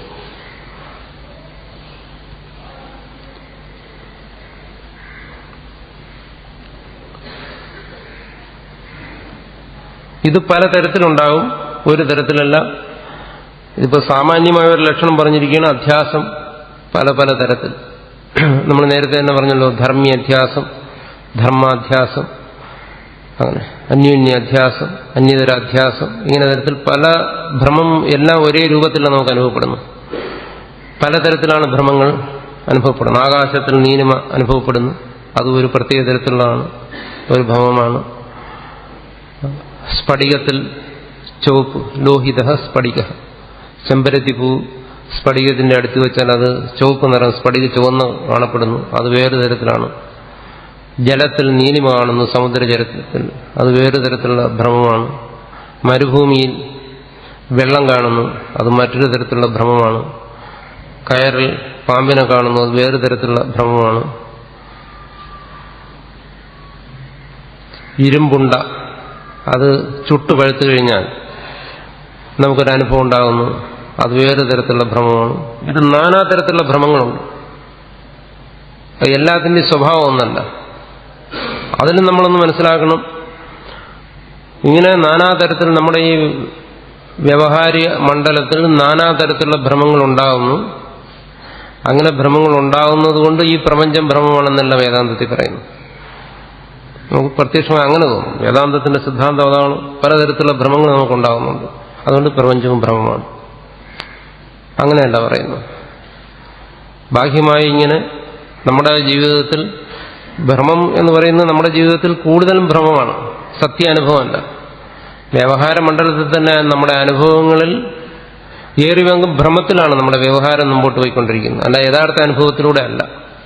പല കാര്യങ്ങളും നമ്മുടെ മുമ്പിൽ ഒരു വ്യക്തി വന്നിരുന്നു, സംസാരിക്കുന്നു, ആ വ്യക്തിയെക്കുറിച്ച് ഉള്ള നമ്മുടെ ധാരണ ശരിയല്ല എന്ന് വെച്ച് കഴിഞ്ഞാൽ അത് ഭ്രമമാണ്. ഈ വ്യക്തി ഇന്ന ആളാണെന്ന് നമ്മൾ ധരിക്കുന്നു, കുറച്ച് കഴിയുമ്പോൾ നമുക്ക് തോന്നുന്നു ആൾ അങ്ങനെയല്ല, അത് ഭ്രമമാണ്. ഒരാൾ നമ്മളിപ്പോൾ പ്രതീക്ഷിക്കുന്നു, ഒരാളെ ഇന്ന് നമ്മൾ കാണാൻ കഴിയുന്നില്ല, അതുവരെ നമുക്ക് ഭ്രമമായിരുന്നു. ഇങ്ങനെ ഓരോ അനുഭവങ്ങളും എടുത്തു നോക്കിക്കഴിഞ്ഞാൽ നമ്മുടെ ജീവിതത്തിൽ യഥാർത്ഥ അനുഭവങ്ങളെക്കാൾ കൂടുതൽ നിൽക്കുന്നത് ഭ്രമമാണ്. നമ്മുടെ വ്യവഹാരം തന്നെ, അതായത് നമ്മുടെ പ്രവൃത്തിയും ചിന്തയും എല്ലാം കൂടുതലും ഭ്രമത്തെ അടിസ്ഥാനമാക്കിയാണ് നടന്നുകൊണ്ടിരിക്കുന്നത്, യഥാർത്ഥ അനുഭവങ്ങളെ അടിസ്ഥാനമാക്കിയിട്ടില്ല. പക്ഷെ അങ്ങനെയുള്ള ഭ്രമ അനുഭവം ഉള്ളതുകൊണ്ട് ഈ പ്രപഞ്ചവും ഒരു ഭ്രമമാണെന്നല്ല വേദാന്തത്തിന്റെ സിദ്ധാന്തം. ഇത് പ്രപഞ്ച അനുഭവം എന്ന് പറയുന്നത് പാരമാർത്ഥികമായി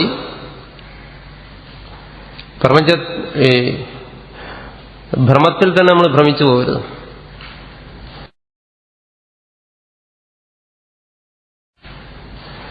പ്രപഞ്ചം ബ്രഹ്മം, അല്ലെങ്കിൽ പ്രപഞ്ചം ഇതിന്റെ അധിഷ്ഠാനം, ഇത് രണ്ടും തമ്മിൽ അവിടെ ഭ്രമത്തെ കൽപ്പിക്കുന്നത് ഏത് രീതിയിലാണ്? അതായത് ഈ കാണുന്ന പ്രപഞ്ചത്തിന് കാരണമായിരിക്കുന്ന എന്തോ അതിനെയാണ് നമ്മൾ ബ്രഹ്മം എന്ന് വിളിക്കുന്നത്.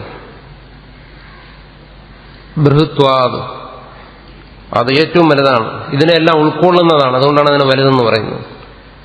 ഒരു പാത്രത്തിൽ വെള്ളം എടുത്തു വെച്ചു കഴിഞ്ഞാൽ ആ വെള്ളത്തെക്കാൾ വലുതായിരിക്കും പാത്രം. എന്തുകൊണ്ട്? വെള്ളത്തെ പാത്രം ഉൾക്കൊള്ളുന്നു. അതുപോലെ ഈ നമ്മുടെ ചിന്തയ്ക്ക്, നമ്മുടെ ബുദ്ധിക്ക് ഉൾക്കൊള്ളാൻ കഴിയാതിരിക്കുന്ന ഈ പ്രപഞ്ചത്തെ സൃഷ്ടിച്ചിരിക്കുന്ന എന്തോ, പ്രപഞ്ചത്തിന് കാരണമായിരിക്കുന്ന എന്തോ, അത് ഈ പ്രപഞ്ചത്തെക്കാൾ വലുതായിരിക്കും. എന്ന് വെച്ചാൽ ഈ പ്രപഞ്ചത്തെ അത് ഉൾക്കൊള്ളുന്നു.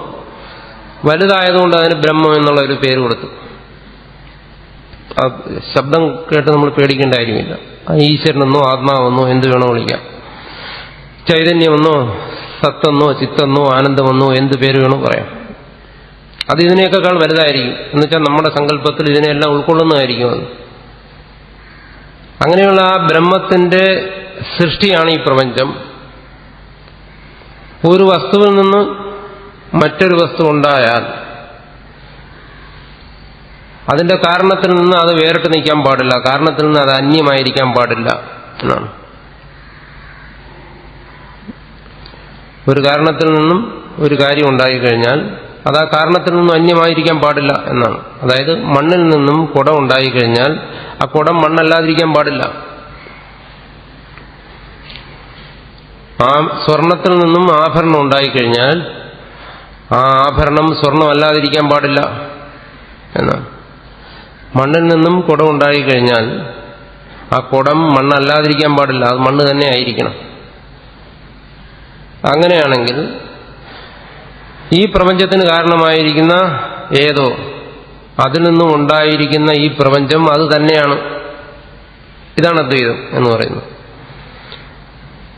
ഈ പ്രപഞ്ചത്തിന് കാരണമായിരിക്കുന്ന ഏത് വസ്തുവിൽ നിന്നാണോ ഈ പ്രപഞ്ചം ഉണ്ടായത്, ഈ പ്രപഞ്ചം ആ കാരണവസ്തു തന്നെ എന്നാണ്. പക്ഷെ നമ്മുടെ അനുഭവം മറിച്ച്, നമ്മൾ ഈ പ്രപഞ്ചത്തെ നാമരൂപാത്മകമായി കാണുന്നു, കാരണത്തിൽ നിന്നും ഭിന്നമായി കാണുന്നു. അങ്ങനെ കാണുന്നുണ്ടെങ്കിൽ അതിനെയാണ് ഭ്രമമെന്ന് പറയുന്നത്. കാരണത്തോട് ഇതിനെ അനന്യമായി അഭിന്നമായി കാണുന്നുണ്ടെങ്കിൽ ഇവിടെ ഭ്രമമില്ല, അല്ലെങ്കിൽ അധ്യാസം ഇവിടെ ഇല്ല. കാരണത്തിൽ നിന്നും കാര്യത്തെ നമ്മൾ ഭിന്നമായി കാണുന്നുണ്ടെങ്കിൽ അത് ഭ്രമം. ഇത്രയേ ഉള്ളൂ ഭ്രമം എന്ന് പറയുന്നതിനർത്ഥം. അതായത് ഈ പ്രപഞ്ചം ബ്രഹ്മം തന്നെയാണ്, അതായത് അതിന്റെ കാരണം തന്നെയാണ് എന്ന് വന്നു കഴിഞ്ഞാൽ ഇവിടെ ഭ്രമമില്ല. അല്ല, ഈ പ്രപഞ്ചത്തെ ആ കാരണത്തിൽ നിന്ന് അന്യമാണെന്ന് കാണുന്നുണ്ടെങ്കിൽ ഭ്രമമുണ്ട്. ഇത്രയേ ഉള്ളൂ. അല്ലാതെ ഈ ബ്രഹ്മവും ഒരു ഭ്രമവും രണ്ടും കൂടെ വന്നു കഴിഞ്ഞാൽ വീണ്ടും അദ്വൈതം ശരിയാകാതെ വരും, വീണ്ടും ദ്വൈതം വരും. ബ്രഹ്മവുമുണ്ട് ഭ്രമവുമുണ്ട്. അപ്പൊ നമ്മൾ ചിന്തിച്ചു പോകുമ്പം ബ്രഹ്മത്തെക്കാൾ പ്രാധാന്യം ഭ്രമത്തിന് കൊടുക്കുകയും ചെയ്യരുത്. അദ്വൈത ചിന്തയിൽ പ്രാധാന്യം ബ്രഹ്മത്തിന് തന്നെ, ഭ്രമത്തിനല്ല. പക്ഷെ ഭ്രമത്തിന്റെ തലത്തിൽ നിന്നുകൊണ്ട് ചിന്തിക്കുമ്പോൾ അതിനെ വ്യക്തമാക്കുന്നതിന് വേണ്ടി കൂടുതൽ ചിന്തിക്കുന്നു എന്നേ ഉള്ളൂ. അതിന് നമ്മുടെ മനസ്സിൽ തന്നെ തോന്നും, ഇതിപ്പോ ഭ്രമിച്ച് നമ്മൾ ഭ്രമത്തിൽപ്പെട്ടു പോകും, ബ്രഹ്മത്തിലെത്താതിരിക്കും എന്ന് നമ്മൾ സംശയിച്ചു. കാരണം നമ്മളിപ്പോൾ ചർച്ച ചെയ്യുന്ന മുഴുവൻ ഭ്രമത്തെക്കുറിച്ചാണ്. ബ്രഹ്മം വിട്ടുപോയി. അങ്ങനെ വിടാൻ പാടില്ല. നമ്മുടെ അനുഭവം എന്താണ്? നമ്മുടെ അനുഭവം വാസ്തവത്തിൽ ശരിയല്ല. നമ്മുടെ അനുഭവം എന്ന് പറയുന്നത് ചിന്തയിലൂടെ, ശാസ്ത്രത്തിലൂടെ, ഗുരുവിലൂടെയൊക്കെ നമ്മൾ ഈ ബ്രഹ്മത്തെ മനസ്സിലാക്കുന്നുണ്ടെങ്കിലും അനുഭവത്തിൽ ബ്രഹ്മമില്ല. അനുഭവം ബ്രഹ്മം തന്നെ. അതുകൊണ്ട് നമുക്ക് ബ്രഹ്മത്തെക്കുറിച്ച് കൂടുതൽ ചിന്തിക്കേണ്ടി വരുന്നു. പക്ഷെ സത്യം അതല്ല, സത്യം ബ്രഹ്മം തന്നെ. അപ്പൊ ആ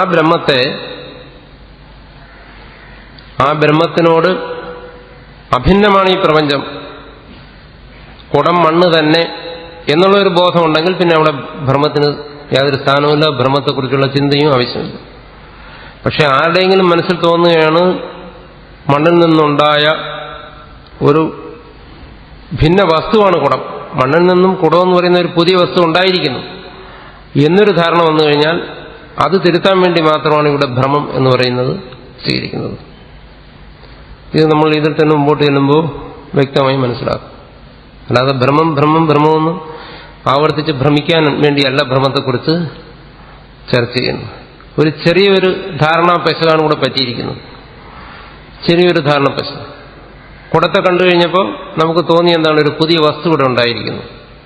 ചിന്തിച്ചു നോക്കുമ്പോൾ മനസ്സിലാക്കുന്നു മണ്ണ് തന്നെ പുതുതായി വേറെ യാതൊന്നും ഉണ്ടായിട്ടില്ല, മണ്ണല്ലാതെ അവിടെ യാതൊന്നും ഉണ്ടായിട്ടില്ല. എന്തോ ഉണ്ടായി എന്നുള്ള ആ ഒരു തോന്നൽ, അതിന് ഭ്രമം എന്ന് പറയുന്നു. അങ്ങനെ ഒരു തോന്നലില്ല, മണ്ണ് തന്നെയാണെന്ന് ഉറപ്പിച്ചാൽ പിന്നെ ഭ്രമം ഇല്ല.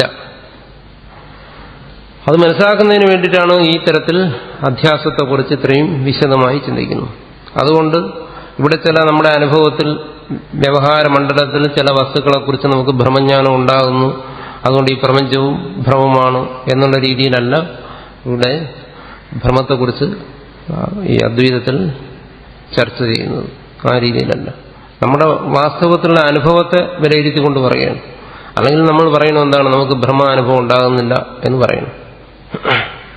ഇപ്പൊ ഞാൻ ഇവിടെ രാവിലെ 6 മണിക്ക് വരും, 6:30 ഇവിടെ വരും, ക്ലാസ് തുടങ്ങും എന്നുള്ള ഒരു ധാരണയിൽ നമ്മൾ രാവിലെ എണീറ്റ് കാര്യങ്ങളെല്ലാം ചെയ്യുന്നു. 6 മണിക്ക് ക്ലാസ് ആരംഭിക്കുന്നില്ല എന്ന് വെച്ചാൽ എന്താണ്, അതുവരെ നമ്മൾ ഭ്രമത്തിലായിരുന്നു, വരുമെന്നുള്ള ഭ്രമത്തിലായിരുന്നു, വന്നില്ല, അതൊരു ഭ്രമമായി. ഇതുപോലെ നമ്മൾ ഓരോ കാര്യങ്ങളെക്കുറിച്ച് ചിന്തിച്ചു നോക്കുക, എല്ലാം ഭ്രമത്തിലാണ് പോകുന്നത്. നമ്മുടെ ജീവിതാനുഭവങ്ങൾ മുഴുവൻ ഭ്രമത്തിലാണ്. അപ്പോൾ ആ ഭ്രമത്തെ നമ്മൾ നിഷേധിക്കേണ്ട കാര്യമില്ല. പക്ഷെ അതിന് ഒരു യാഥാർത്ഥ്യ ബോധം കൽപ്പിച്ച് നമ്മൾ അതിനെ ആശ്രയിച്ച് നമ്മുടെ പ്രവർത്തനങ്ങൾ ഇങ്ങനെ ചെയ്തുകൊണ്ടേയിരിക്കുന്നു. എന്തിന്? നമ്മുടെ അധ്യാത്മ ജീവിതം പോലും ഒരു ഭ്രമമാണ്. കാരണം ശരി, നമുക്ക് ഇപ്പോൾ ആശ്രമത്തിൽ ചെന്ന് ബ്രഹ്മചാരിയായി സ്വാമിയായി ഉടൻ തന്നെ മുക്തി കിട്ടാനാണ് ഇതാകുന്നത്. വന്നു കഴിയുമ്പോഴാണ് മുക്തി വീണ്ടും ദൂരെ. അപ്പോൾ നമ്മുടെ അടിസ്ഥാനപരമായിട്ട് എന്താണ്, മുക്തി എന്നുള്ളൊരു ഭ്രമമാണ് നമ്മൾ മുമ്പോട്ട് നയിച്ചുകൊണ്ടിരിക്കുന്നത്. മുക്തി കരഗതമായി, മോക്ഷം, എന്തിൽ നിന്നെങ്കിലുമുള്ള മോക്ഷം, ഒന്നിൽ വീട്ടിൽ നിന്നുള്ള മോക്ഷം, അല്ലെങ്കിൽ നാട്ടിൽ നിന്നുള്ള മോക്ഷം, എന്തെങ്കിലും ഒരു മോക്ഷമാണ് നമ്മൾ ആഗ്രഹിക്കുന്നത്. ആ മോക്ഷം എന്തായാലും വീണ്ടും അകന്നകന്നു, മരുമരീചിക പോലെ ഇങ്ങനെ അകന്നകന്നു പോകുന്നതായിട്ടാണ് നമ്മുടെ അനുഭവം. അപ്പോൾ ഇത് ഭ്രമമല്ലേ? ജീവൻ തന്നെ മൊത്തത്തിലൊരു ഭ്രമമല്ലേ? ആ ഭ്രമത്തെ അടിസ്ഥാനമാക്കിയല്ലേ പോകുന്നു. അപ്പോൾ പിന്നെ ഭ്രമത്തെ ആർക്ക് നിഷേധിക്കാൻ പറ്റും? പിന്നെ സത്യമാണെന്നെങ്ങനെ പറയാൻ പറ്റും? അനുഭവത്തിൽ എങ്ങനെ നിഷേധിക്കാൻ പറ്റും? ഇതെല്ലാം ഭ്രമത്തെ അടിസ്ഥാനമാക്കി ഇങ്ങനെ പോയിക്കൊണ്ടിരിക്കുകയാണ്. അതിനെ ഒരു ഉദാഹരണത്തിലൂടെ നമ്മൾ മനസ്സിലാക്കി തരുന്നതിന് വേണ്ടിയിട്ടാണ് രജ്ജു സർപ്പമെന്നോ ശുദ്ധികാരഹിതമെന്നോ എല്ലാം മനസ്സിലാക്കുന്നത്. അതിനെ ഒന്ന് വ്യക്തമായി ധരിപ്പിക്കാൻ വേണ്ടിയിട്ട്, അല്ല നമുക്കറിയാൻ വയ്യാത്ത ഒന്നിനെ ധരിപ്പിക്കാൻ വേണ്ടിയല്ല. നമ്മുടെ ജീവിതമേ ഭ്രമമായിരിക്കും. പക്ഷെ അതിൽ നമുക്ക് ഏറ്റവും വ്യക്തമായി തെളിയുന്ന ചില രംഗങ്ങൾ, അപൂർവമായ ചില ഭാഗങ്ങളെ എടുത്ത് ഇവിടെ വിശദീകരിച്ചു തരികയാണ്. അതുകൊണ്ടാണ് ഇവിടെ ബ്രഹ്മസൂത്രം അഥാതോ ബ്രഹ്മജിജ്ഞാസ എന്ന് പറഞ്ഞാൽ തുടങ്ങുന്നത്. പക്ഷെ ഭാഷ്യകാരൻ അതിന് വളരെ മുമ്പ് തന്നെ തുടങ്ങി വെച്ച എന്താണ്, അവിടെ പറയുന്ന കാര്യങ്ങളൊന്നുമല്ല, തുടങ്ങി വെച്ചത് തന്നെ ഭ്രമമാണ്. ഭ്രമത്തിൽ അങ്ങ് തുടങ്ങി. കാരണം നമ്മുടെ അനുഭവം അതാണ് മുഖ്യമായിട്ടുള്ളത്, ഭ്രമാനുഭവമാണ് ജീവിതം എന്ന് പറയുന്നത്. അതുകൊണ്ട് അവിടെ മുതൽ തുടങ്ങിയിട്ട് പിന്നീട് ബാക്കിയുള്ള കാര്യങ്ങളിലേക്ക് കടക്കുകയാണ്. അതുകൊണ്ട് ഈ പറയുന്ന ഇതിനെ ഒരു വ്യക്തമായ ഒരു ദൃഷ്ടാന്തത്തിൽ സമന്വയിപ്പിച്ച് മനസ്സിലാക്കിയിട്ട് പിന്നെ ധരിക്കുക എന്താണ്, നമ്മുടെ ജീവിതത്തിലെ സർവ്വപ്രവർത്തനങ്ങളും ഈ ഭ്രമത്തെ അടിസ്ഥാനമാക്കിയാണ് നീങ്ങുന്നതെന്ന് മനസ്സിലാക്കുക. ആണ് സ്മൃതിരൂപ പരത്ര പൂർവദൃഷ്ട അവഭാസ എന്ന് ഭ്രമത്തിന് ലക്ഷണം പറഞ്ഞിരിക്കുന്നത്.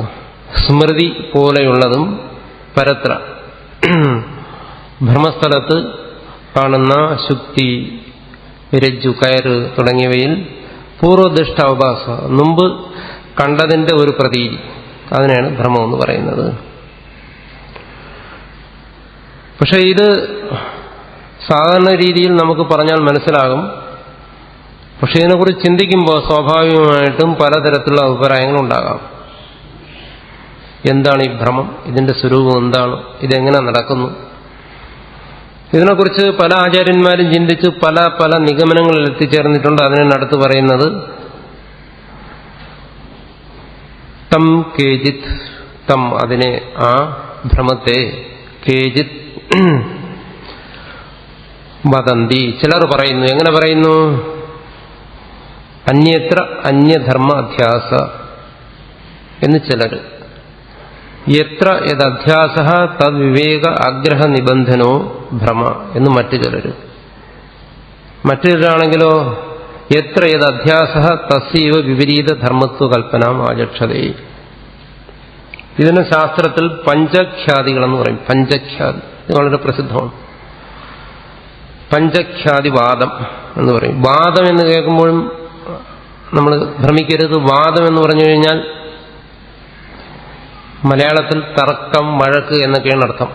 ഇവിടെ നമ്മൾ ഇത് പറഞ്ഞുകൊണ്ടിരിക്കും വാദം എന്ന് പറഞ്ഞാൽ അങ്ങനെ ഒരർത്ഥമില്ല.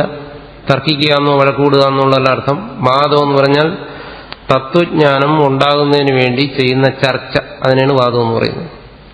ഗുരുവും ശിഷ്യനും തമ്മിൽ നടത്തുന്ന സംവാദം, അതാണ് വാദം. എന്തെങ്കിലും സംശയം ഉണ്ടെങ്കിൽ എഴുതി ചോദിക്കാം. അതാണ് വാദം. അതുകൊണ്ട് ഇതിന്റെ ഇടയ്ക്ക് ഇപ്പൊ പല വാദങ്ങളും പറയും. പിന്നെ അധ്യാസ, അവച്ഛേദവാദം, ആരംഭവാദം, ഇങ്ങനെയൊക്കെ പലതരത്തിലുള്ള പ്രതിബിംബവാദം. ഇതൊക്കെ കേൾക്കുമ്പോൾ നമുക്ക് പെട്ടെന്ന് നമ്മുടെ മനസ്സിൽ തോന്നും വേദാന്തത്തിന് ഇത്രയും വലിയ വഴക്കും തർക്കവും ഒക്കെയാണ്. ഇത് പഠിക്കാൻ വന്നപ്പോൾ ഇവിടെയും വഴക്കാണല്ലോ എന്ന് തോന്നും. എന്താ ഇവിടെ വഴക്കില്ല, ഇത് ചർച്ചയാണ്. ചിന്താരീതികളെയാണ് ഇവിടെ വാദം എന്ന് പറയുന്നത്. ഓരോ വിഷയത്തെ ഓരോ രീതി പ്രതിപാദനം ചെയ്യുന്നു. ആ ഓരോ രീതിക്ക് ഓരോ വാദം എന്ന് പറയും. അല്ല നമ്മൾ ഈ സാധാരണ കേൾക്കുന്ന വാദവുമായിട്ട് ഇവിടുത്തെ വാദത്തിന് യാതൊരു വാദകഥ എന്ന് പറയും. അത് മനസ്സിലാക്കണം. ഈ ബ്രഹ്മസൂത്രം എന്ന് പറയുന്ന ഒരു വാദകഥാരൂപത്തിലുള്ളതാണ്.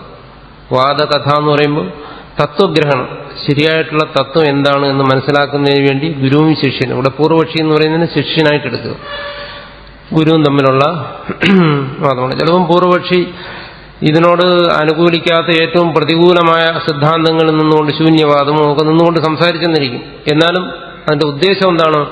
തത്വഗ്രഹണമാണ്. അതുകൊണ്ട് വാദം എന്ന് പറയുന്നത് കൊണ്ട് വേറെ അർത്ഥം ധരിക്കരുത്. അപ്പൊ ഇവിടെ പറയുന്നത് എന്താണ്? ഇവിടെ പറയുന്ന പഞ്ചഖ്യാതികളെന്ന് പറയും. പഞ്ചഖ്യാതികളെന്ന് പറയുന്നാൽ ഈ ഖ്യാതി എന്ന് പറയുന്ന ശബ്ദത്തിന് അറിവ് എന്നും ഭ്രമം എന്നും അർത്ഥമുണ്ട്. അറിവിന് ഖ്യാതി എന്ന് പറയും, ജ്ഞാനം അതിന് ഖ്യാതി എന്ന് പറയും. ഭ്രമത്തിനും പറയും ഖ്യാതി എന്ന് പറയും. ഇവിടെ പഞ്ചഖ്യാതിയിൽ എന്താണ് ചർച്ച ചെയ്യുന്നത്? 5 തരത്തിലുള്ള വാദങ്ങളുണ്ട് ഈ ഭ്രമത്തെ സംബന്ധിച്ച്. ആത്മഖ്യാതി, അസത്ഖ്യാതി, അഖ്യാതി, അന്യതാഖ്യാതി, അനിർവചനീയ ഖ്യാതി എന്ന് പറയും. ഈ പേരൊന്നും കേട്ട് പേടിക്കേണ്ട, കാര്യം പറയുമ്പോൾ നമുക്ക് മനസ്സിലാവും.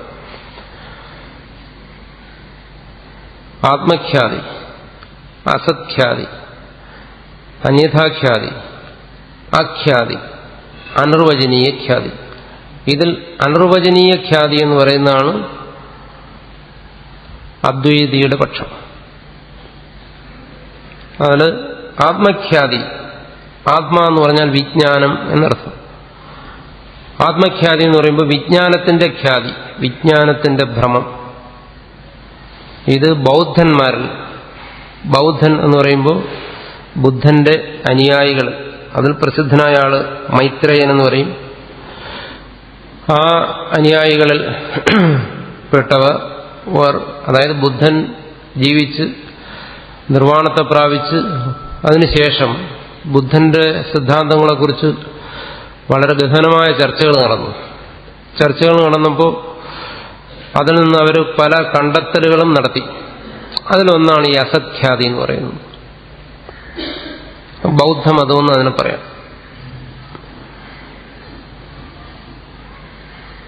ആത്മഖ്യാതി. അതിലൊന്ന് ആത്മഖ്യാതി, അസത്ഖ്യാതിയും അത് തന്നെ. അത് മൈത്രേയൻ തുടങ്ങിയവരുടെ പക്ഷത്തിലുള്ളതാണ് ആത്മഖ്യാതി എന്ന് പറയും. അവരെ ക്ഷണിക വിജ്ഞാനവാദികൾ എന്ന് പറയും, ബാഹ്യാർത്ഥശൂന്യവാദികൾ എന്ന് പറയും. ക്ഷണിക വിജ്ഞാനവാദികളുടെ പക്ഷമാണ് ഈ ആത്മഖ്യാതി. അതുപോലെ തന്നെ ബൗദ്ധന്മാരിൽ നാഗാർജുനൻ, ധർമ്മരക്ഷിതൻ തുടങ്ങിയ ആൾക്കാരുണ്ട്. അവരുടെ പക്ഷമാണ് ശൂന്യവാദം. അതിനെ അസത്ഖ്യാതി എന്ന് പറയുന്നു. അസത്ത് എന്ന് പറഞ്ഞാൽ ശൂന്യം. മാധ്യമിക കാരിക തുടങ്ങിയ ഗ്രന്ഥങ്ങൾ ഇപ്പോഴും കിട്ടുന്നവയാണ്. അതിലെല്ലാം ഈ ശൂന്യവാദത്തെ പ്രതിപാദിക്കുന്നുണ്ട്. അസത്ത് എന്ന് പറഞ്ഞ ശൂന്യം, അസത്ഖ്യാതി ശൂന്യത്തിന്റെ ഭ്രമമാണ് എന്ന് പറയുന്നു. അത് അസത്ഖ്യാതി. അതും ബൗദ്ധപക്ഷമാണ്. ആത്മഖ്യാതിയും അസത്ഖ്യാതിയും. പിന്നെ പറയുന്നത് അന്യഥാഖ്യാതി. ഇത് നൈയായികന്മാരുടെ പക്ഷമാണ്, ന്യായ വൈശേഷിക പക്ഷമാണ്. ഗൗതമ മഹർഷിയുടെ അനുയായികൾ നൈയായികന്മാര്, കണാദ മഹർഷിയുടെ അനുയായികൾ വൈശേഷികന്മാര്. ഇവരുടെ പക്ഷമാണ് അന്യഥാഖ്യാതി എന്ന് പറയുന്നു. അഖ്യാതി എന്ന് പറയുന്നു. അഖ്യാതി എന്ന് വെച്ചാൽ ഖ്യാതിയേ ഇല്ല, ഖ്യാതി ഭ്രമമില്ല എന്ന് പറയുന്നവരാണ് അഖ്യാതി. ഖ്യാതിയില്ല, ഭ്രമമില്ല എന്നാണ് അവരുടെ പക്ഷം. അത് മീമാംസകരിൽ പ്രാഭാകരപക്ഷം, പ്രഭാകര ഗുരു എന്ന് പറയുന്ന ഒരാളിന്റെ അനുയായികളാണ് പ്രാഭാകരന്മാർ. അവരുടെ പക്ഷമാണ് അഖ്യാതിവാദം. അതുപോലെ തന്നെ സാഖ്യന്മാർ, കപില മഹർഷിയുടെ അനുയായികളായ സാഖ്യന്മാർ, അവരുടെ പക്ഷവും അഖ്യാതി ആണ്. അതിനെ ഇവിടെ 3 ലക്ഷണങ്ങളിലൂടെ പരാമർശിക്കുകയാണ് ഈ പറയുന്ന പഞ്ചഖ്യാതികളെ.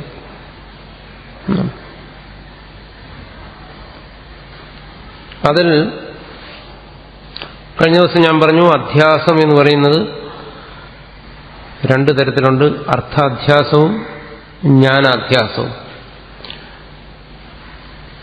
അർത്ഥാധ്യാസം എന്ന് പറയുമ്പം ഇത് വെള്ളി, ഇത് രണ്ടും താതാത്മ്യപ്പെടുന്നതിന്, ഇത് വെള്ളി എന്ന് നമുക്ക് അനുഭവം ഉണ്ടാകുമ്പോൾ അനുഭവത്തിന്റെ വിഷയമായി നിൽക്കുന്ന ഇതും വെള്ളിയും, അതിനെ അർത്ഥാധ്യാസം എന്ന് പറയും. അനുഭവത്തിന്റെ വിഷയത്തെ, ആ അനുഭവത്തിന് ജ്ഞാനാധ്യാസം എന്ന് പറയും. ഇത് വെള്ളി എന്നുള്ള അനുഭവം ഒത്തിച്ചുപ്പി കണ്ടിട്ട് ഇത് വെള്ളി എന്നുള്ള ആ അനുഭവത്തിന് ജ്ഞാനാധ്യാസം എന്ന് പറയുന്നു. ആ അനുഭവത്തിന്റെ വിഷയത്തെ അർത്ഥാധ്യാസം എന്ന് പറയുന്നു. ഇതിൽ പ്രഭാകര ഗുരുവിന്റെ അനുയായികൾ അധ്യാസത്തെ, ഭ്രമജ്ഞാനത്തെ സ്വീകരിക്കുന്നേയില്ല. അവരുടെ അഭിപ്രായം എന്താണ്? സർവേ പ്രത്യാഹ യഥാർത്ഥാഹ, എല്ലാ അനുഭവങ്ങളും യഥാർത്ഥമാണ്, ഭ്രമമേ ഇല്ല, ഭ്രമം എന്ന് പറയുന്ന ഒരു ജ്ഞാനമേ ഇല്ല എന്നാണ് അവർ പറയുന്നു. നമുക്ക് ഭ്രമം വരാം, ആ ജ്ഞാനത്തിലല്ല, ആ ജ്ഞാനത്തെക്കുറിച്ചുള്ള വ്യവഹാരത്തിൽ, ജ്ഞാനത്തെ തുടർന്ന് വരുന്ന വ്യവഹാരങ്ങളിൽ ചിലപ്പോൾ ഭ്രമം വന്നേക്കാം, പക്ഷെ ജ്ഞാനത്തിൽ ഒരിക്കലും ഭ്രമം വരത്തില്ല എന്നാണ് അവരുടെ പക്ഷം. സാഖ്യന്മാരും ഭ്രമത്തെ അംഗീകരിക്കുന്നില്ല. ഭ്രമത്തെ അംഗീകരിക്കുന്നവർ തന്നെ ജ്ഞാനത്തിൽ ഭ്രമത്തെ അംഗീകരിക്കുന്നു. ബൗദ്ധന്മാരും നൈയായികന്മാരുമെല്ലാം. ഭ്രമജ്ഞാനം ഉണ്ടാകാം, പക്ഷെ വസ്തുവിൽ ഒരിക്കലും താതാത്മ്യം സംഭവിക്കുന്നില്ല. വസ്തു വേറെ വേറെ തന്നെയായിരിക്കും. ഇത് വേറെ, വെള്ളി വേറെ, അതിൽ താതാത്മ്യം സംഭവിക്കുന്നില്ല എന്നാണ്. അർത്ഥ അധ്യാസം അവർ നിഷേധിക്കുന്നു, ജ്ഞാനാധ്യാസത്തെ സ്വീകരിക്കുന്നു. അദ്വൈതിയാണെങ്കിലോ പറയുന്നത് അങ്ങനെയല്ല, വസ്തുവിലും അധ്യാസം സംഭവിക്കുന്നു, അറിവിനും അധ്യാസം സംഭവിക്കുന്നു, രണ്ടും സംഭവിക്കുന്നു. ഇത് രജതം, വെള്ളി, അവിടെ താതാത്മ്യപ്പെടുന്നുണ്ട്, അതിന്റെ അറിവിലും താതാത്മ്യം സംഭവിക്കുന്നു എന്നുള്ളതാണ്. അതിന് അനിർവചനീയ ഖ്യാതി എന്ന് പറയുന്നു.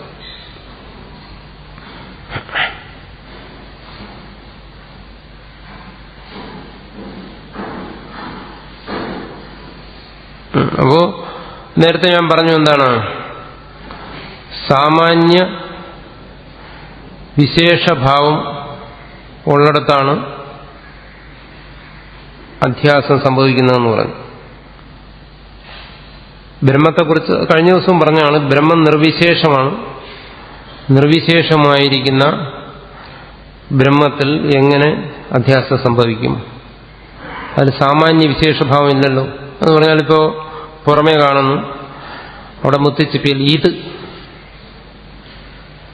ഇത് എന്നുള്ള സാമാന്യ അംശത്തെക്കുറിച്ച് അറിവുണ്ടാകുന്നു, ചിപ്പി എന്നുള്ള വിശേഷാംശത്തെക്കുറിച്ച് അറിവുണ്ടാകുന്നില്ല, രജതത്തെക്കുറിച്ചുള്ള സ്മൃതി ഉണ്ടാകുന്നു, അവിദ്യയിൽ ക്ഷോഭം സംഭവിക്കുന്നു, അവിടെ അനിർവചനീയമായ രജതം ഉത്പന്നമാകുന്നു.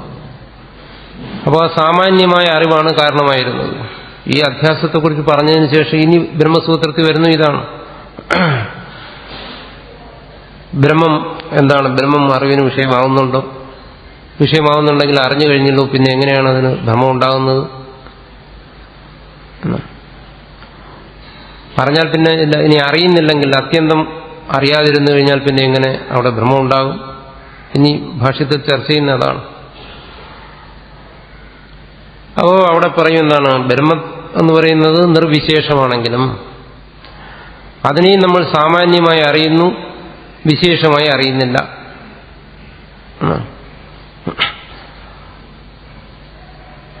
അതുകൊണ്ട് തന്നെയാണ് ബ്രഹ്മത്തിനും ഭ്രമം ഉണ്ടാകുന്നത്. സാമാന്യമായ അറിവ് അതിനെക്കുറിച്ചുകൊണ്ട്, വിശേഷമായിട്ട് അറിയുന്നില്ല.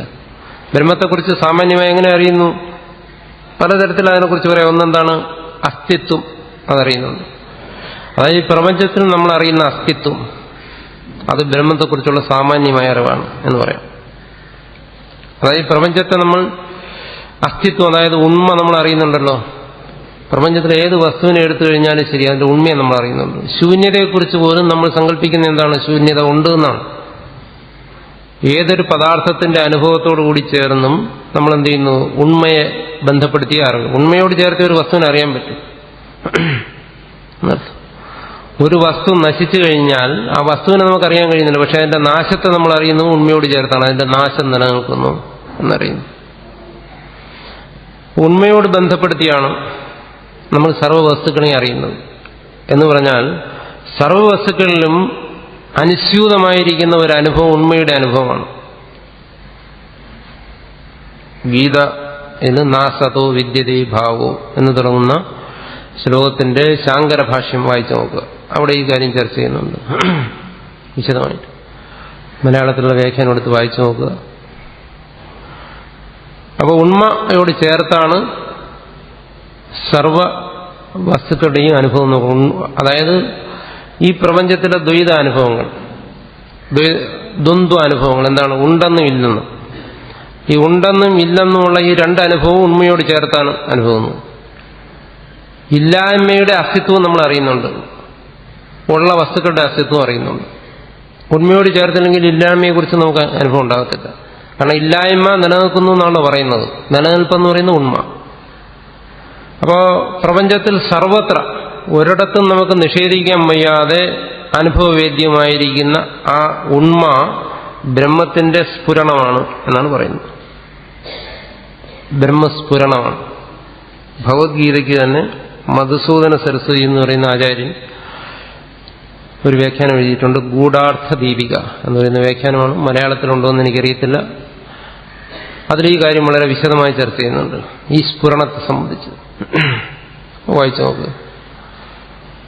അപ്പൊ ഈ സ്ഫുരണം, അതായത് പ്രപഞ്ചത്തിൽ അനുസ്യൂതമായിരിക്കുന്ന ഈ സ്ഫുരണം എന്ന് പറയുന്നത് ബ്രഹ്മത്തിന്റെ പ്രകടമായ ഭാവമാണ് എന്നാണ് പറയുന്നത്. അല്ലെങ്കിൽ ഇത് സർവത്ര എന്തുകൊണ്ട് ഇങ്ങനെ സ്ഫുരിക്കാൻ? വേറൊന്നും ഇതുവരെ സർവത്ര സ്ഫുരിക്കുന്നില്ലല്ലോ. ആനന്ദം, ബോധം, ഇതൊന്നും ഇതുപോലെ നമുക്ക് ബാഹ്യവസ്തുക്കളിൽ സ്ഫുരിച്ച് കാണുന്നില്ല. കാരണം ചില വസ്തുക്കളെ നമ്മൾ പറയുന്നു ജഡം, ചിലതിനെ പറയുന്നു ചൈതന്യം. നമ്മൾ ബാഹ്യവസ്തുക്കളെ ജഡമൊന്നും ചൈതന്യമൊന്നും രണ്ടായി തിരിക്കുന്നു. ചിലതിൽ നമ്മൾ പറയുന്നു ഇതിൽ ചൈതന്യമുണ്ട്, ചിലതിലില്ല എന്ന് പറയുന്നു. ആനന്ദം നമുക്ക് ചിലപ്പോൾ അനുഭവപ്പെടുന്നു, ചിലപ്പോൾ അനുഭവപ്പെടുന്നില്ല. അപ്പൊ സത്ത്, ചിത്ത്, ആനന്ദ രൂപത്തിലാണ് ഈ പരമാത്മ വസ്തുവെങ്കിലും ആ സത്തിന്റെ സ്ഫുരണം അനുസ്യൂതമായിരിക്കുന്നത് പോലെ ചിത് ആനന്ദങ്ങൾ സ്ഫുരിക്കുന്നില്ല. എന്ന് പറഞ്ഞാൽ വിശേഷ സ്ഫുരണമില്ല, സാമാന്യ സ്ഫുരണം ഉണ്ട് എന്ന് ഇതുപോലെ തരത്തിൽ മനസ്സിലാക്കാം. അപ്പൊ ബ്രഹ്മത്തിന്റെയും സാമാന്യ സ്ഫുരണവും വിശേഷ അസ്ഫുരണവും ഉണ്ട്. അപ്പൊ അവിടെ അധ്യാസം സംഭവിക്കാം. ബ്രഹ്മത്തിൽ അധ്യാസം സംഭവിക്കുന്നതിന് ഒന്നുമില്ല. വാസ്തവത്തിൽ അത് നിർവിശേഷമാണെങ്കിലും ഇങ്ങനെ ഒരു സ്ഫുരണം എന്തുകൊണ്ട് സംഭവിക്കുന്നു? അതിന് കാരണം പറയുന്നത് ഈ അധ്യാസം തന്നെയാണ് കാരണം. അധ്യാസം കൊണ്ട് സ്ഫുരണം, സ്ഫുരണം കൊണ്ട് അധ്യാസം, ഇതെങ്ങനെ സംഭവിക്കും? ഇത് പരസ്പരം ആശ്രയിക്കുമല്ലോ. ആദ്യം അധ്യാസം ഉണ്ടായോ അതോ ആദ്യം സ്ഫുരണം ഉണ്ടായോ? അതിന് പറയുന്നത് ഇത് അനാദിയാണ്. ഈ സ്ഫുരണം ഇതുകൊണ്ട് മുമ്പ് അധ്യാസത്തിന് മുമ്പ് സ്ഫുരണം, അതിന് മുമ്പ് അധ്യാസം, സ്ഫുരണം, ഇങ്ങനെ പിന്നിലേക്ക് പോയിക്കൊണ്ടേയിരിക്കുന്നു. കാലത്തിന്റെ പരിച്ഛിന്നതയിൽ നിന്നുകൊണ്ട് ഇതിന്റെ ആദിയെ കണ്ടുപിടിക്കാൻ ഒക്കത്തില്ല. കാരണം ആദി കാലത്തിന്റെ സൃഷ്ടിയാണ്. ഇത് കാലാതീതമായി നിൽക്കുന്നു. അധ്യാസത്തിന്റെ സൃഷ്ടിയാണ് കാലം, കഴിഞ്ഞ ദിവസം പറഞ്ഞു. അതുകൊണ്ട് ഇതിന്റെ തുടക്കം ചിന്തിക്കാൻ പോകരുത്, മണ്ടത്തരമാണ്. അനാദിയായി സംഭവിച്ചുകൊണ്ടേയിരിക്കുന്നു. ഇന്നലെ മിനയാന്നിങ്ങനെ പറയാൻ പറ്റത്തില്ല. അനാദിയായി ഇതിങ്ങനെ സംഭവിച്ചുകൊണ്ടിരിക്കുന്നു. തുടക്കം കണ്ടുപിടിക്കാൻ പറ്റത്തില്ല. അതിന് കാലത്തിന്റെ അപ്പുറം പോയാൽ തുടക്കമില്ല, തുടക്കം കൊടുക്കുകയില്ല. അപ്പൊ അതിനുവേണ്ടിയുള്ള ബുദ്ധിവ്യായാമം വ്യർത്ഥമാണ്. അപ്പോൾ ഇത് അനാദിയായി സംഭവിച്ചുകൊണ്ടിരിക്കുന്നു എന്ന് മാത്രമേ യുക്തിയുക്തമായി മനസ്സിലാക്കാൻ പറ്റൂ. അതിനപ്പുറം മനസ്സിലാക്കിപ്പോയാൽ അവിടെ യുക്തി പ്രവർത്തിക്കത്തില്ല. യുക്തി പ്രവർത്തിക്കാത്തടത്ത് പിന്നെ യുക്തി വിചാരം ചെയ്യാൻ പോകുന്നത് അബദ്ധമാണ്. അതുകൊണ്ട് ബ്രഹ്മത്തിനും സാമാന്യ വിശേഷ ഭാവങ്ങൾ ഉണ്ടാകാം. അങ്ങനെ വരുന്നതിന് ദോഷമൊന്നുമില്ല എന്നാണ്.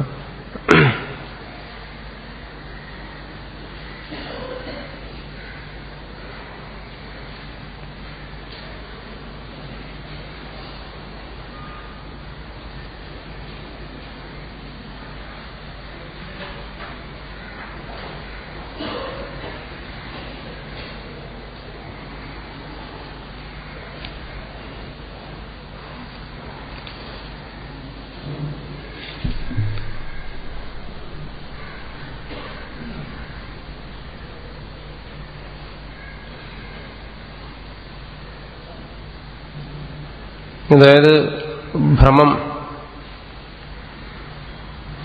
സംഭവിക്കുന്നിടത്ത് സ്മൃതി സഹായിക്കുന്നു എന്ന് പറഞ്ഞു. സ്മൃതി കൊണ്ടാണ് ഭ്രമം ഉണ്ടാകുന്നത്. അപ്പോൾ ഇവിടെ ഒരു സംശയം വരും. നമ്മളൊരു പുതിയ വസ്തുവിനെ കാണും, ഏതെങ്കിലും ഒരു പുതിയ വസ്തു. അപ്പോൾ ആ പുതിയ വസ്തുവിനെ കാണുമ്പോൾ ഈ പുതിയ വസ്തുവിനെ നമ്മൾ മുമ്പ് അറിഞ്ഞിരുന്നോ? അതിന്റെ സ്മൃതി കൊണ്ടാണോ ഇവിടെ ഈ പുതിയ വസ്തുവിന്റെ ഭ്രമം എങ്ങനെ ഉണ്ടായി എന്നാണ്? മുമ്പ് നമ്മൾ കണ്ടിരിക്കണമല്ലോ എവിടെയെങ്കിലും. ആ പുതിയ വസ്തു പുതുതായി നിർമ്മിക്കപ്പെട്ടതാണെങ്കിൽ എങ്ങനെ ആ വസ്തുവിനെ കുറിച്ചുള്ള ഭ്രമം ഉണ്ടാകും എന്നാണ് ചോദിക്കുന്നത്. ഇവിടെ ഭ്രമമെന്ന് പറഞ്ഞിരിക്കുന്നത് നമ്മൾ ദൃഷ്ടാന്തത്തിൽ സമന്വയിപ്പിച്ചാണ് ചർച്ച ചെയ്തത്. അതായത് ഏത് സ്ഥലങ്ങളിലാണോ നമുക്ക് ഭ്രമം ഉണ്ടാകുന്നു എന്ന് ഉഭയസമ്മതമായിട്ട് ബോധ്യപ്പെട്ടിരിക്കുന്നു. ഉഭയസമ്മതം എന്ന് വെച്ച് കഴിഞ്ഞാൽ ചർച്ച ചെയ്യുന്ന ഗുരുവിന് ശിഷ്യന് സമ്മതമായിട്ടുള്ള കാര്യം. ഈ പ്രപഞ്ചം ഒരു ഭ്രമമാണ് എന്നുള്ള കാര്യത്തിൽ ശിഷ്യൻ ഇതുവരെ സമ്മതിച്ചിട്ടില്ല. ഗുരുവിന് ആ അഭിപ്രായമുള്ളൂ. ശിഷ്യനെ സംബന്ധിച്ചിടത്തോളം ഭ്രമം എന്ന് പറയുന്നത് എവിടെയാണ് അംഗീകരിക്കുന്ന? എവിടെയാണ്? ശുക്തിയിൽ രേതത്തെ കാണുന്നു, അത് ഭ്രമമാണെന്ന് പറയും. എല്ലാവർക്കും സമ്മതമായ സ്ഥലങ്ങളിൽ, അങ്ങനെ എല്ലാവർക്കും സമ്മതമായ സ്ഥലങ്ങളിൽ ഭ്രമമുണ്ടെന്ന് രണ്ടു കൂട്ടർ സമ്മതിച്ചിരിക്കുകയാണ്. അതിന്റെ വിശദീകരണമാണ് ഈ ലക്ഷണ രൂപത്തിലൂടെ നമുക്ക് തരുന്നത്. അവിടെ അങ്ങനെയുള്ള സ്ഥലങ്ങളിലെല്ലാം ഭ്രമം ഉണ്ടാകുന്നിടത്ത് പൂർവസ്മൃതി ആ ഭ്രമത്തിന് കാരണമാണ്. നമ്മൾ അനുഭവിച്ചതിനെ മാത്രമേ, ആ അനുഭവിച്ച വസ്തു സത്യമായിരിക്കണമെന്നില്ല, പക്ഷെ അനുഭവിച്ചതിനെ മാത്രമേ സ്മരിക്കാൻ കഴിയൂ. അങ്ങനെ ഒരു സ്മരണ ഉള്ളിടത്തെ ഈ ഭ്രമങ്ങളെല്ലാം സംഭവിക്കുന്നു എന്നാണ്. പ്രപഞ്ചത്തെ സംബന്ധിച്ചിടത്തോളം പറയുകയാണെങ്കിൽ ഇത് ഇങ്ങനെയാണ് സംഭവിക്കുന്നതെങ്കിൽ ഇതൊരു ഉദാഹരണമായി പറയുകയാണ്. പ്രപഞ്ചഭ്രമത്തിലും ഇത് തന്നെ സംഭവിച്ചിരിക്കണം. പ്രപഞ്ചഭ്രമവും അത് തന്നെ സംഭവിക്കണം. പ്രപഞ്ചഭ്രമത്തിൽ ഇതിനാധാരമായിരിക്കുന്ന ആ ചൈതന്യത്തിന് ഉണ്ടാകുന്ന കൽപ്പനയാണ് ഈ പ്രപഞ്ചം.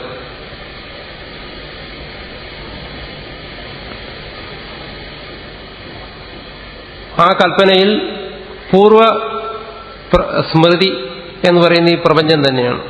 ഈ പ്രപഞ്ചത്തിന്റെ പൂർവ്വസ്മൃതി തന്നെയാണ് ഈ വർത്തമാനകാലത്തിൽ ഈ പ്രപഞ്ചഭ്രമത്തെ ഉണ്ടാക്കുന്നത്. മൊത്തം ഈ പ്രപഞ്ചഭ്രമത്തെ ഇത് അംഗീകരിച്ചു കഴിഞ്ഞാൽ അതും മനസ്സിലാക്കും.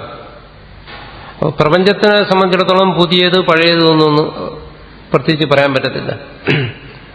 പറയുന്നത് എന്താണ്? പൂർവ്വകൽപ്പത്തിൽ ഈ പ്രപഞ്ചം എങ്ങനെയായിരുന്നോ അതുപോലെ ഈ കൽപ്പത്തിൽ വീണ്ടും സൃഷ്ടി ആരംഭിച്ച് പ്രളയം വരെ നിൽക്കുന്നു എന്നാണ്.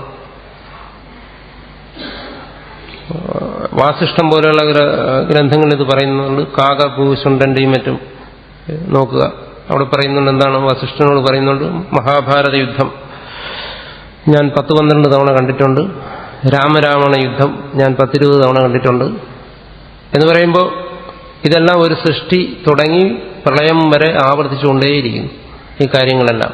അപ്പോൾ ഇവിടെ പുതിയത് ഒന്നില്ല.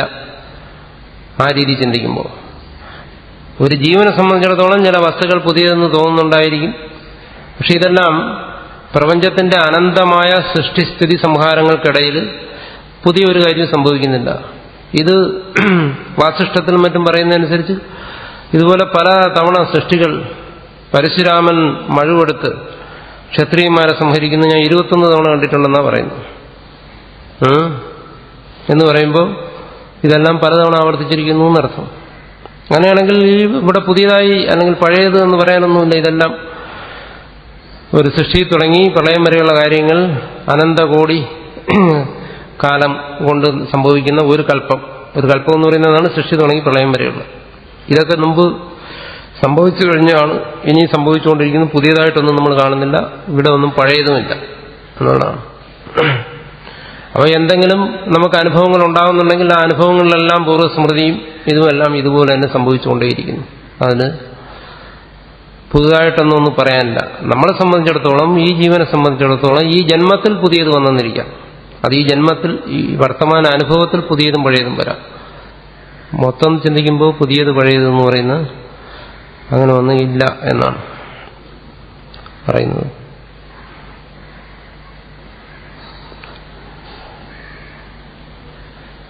പിന്നെ അറിവ്, ബോധം, ജ്ഞാനം, ഈ പദങ്ങളെല്ലാം ഓരോ സന്ദർഭത്തിൽ പല അർത്ഥത്തിൽ ഉപയോഗിക്കുന്നു.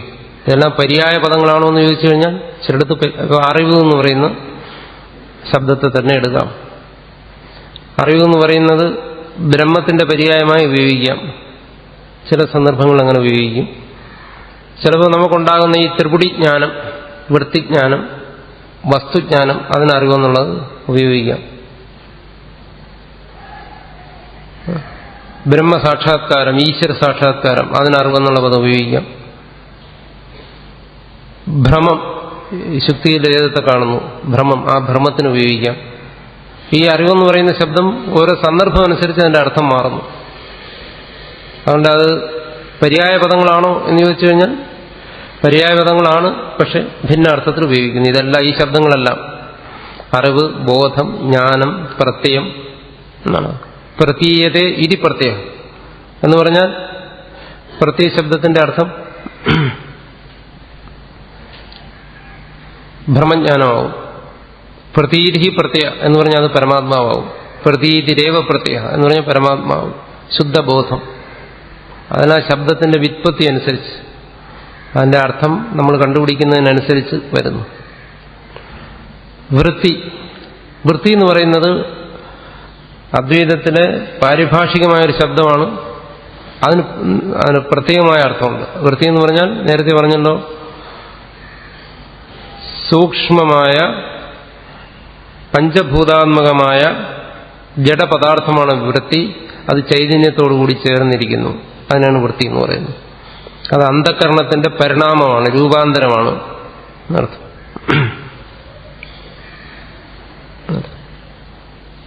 അതുപോലെ തന്നെ വൃത്തിവ്യാപ്തി, ഫലവ്യാപ്തി എന്നെല്ലാം പറയുന്നത് വേദാന്തത്തിന്റെ സാങ്കേതികമായ ശബ്ദങ്ങളാണ്.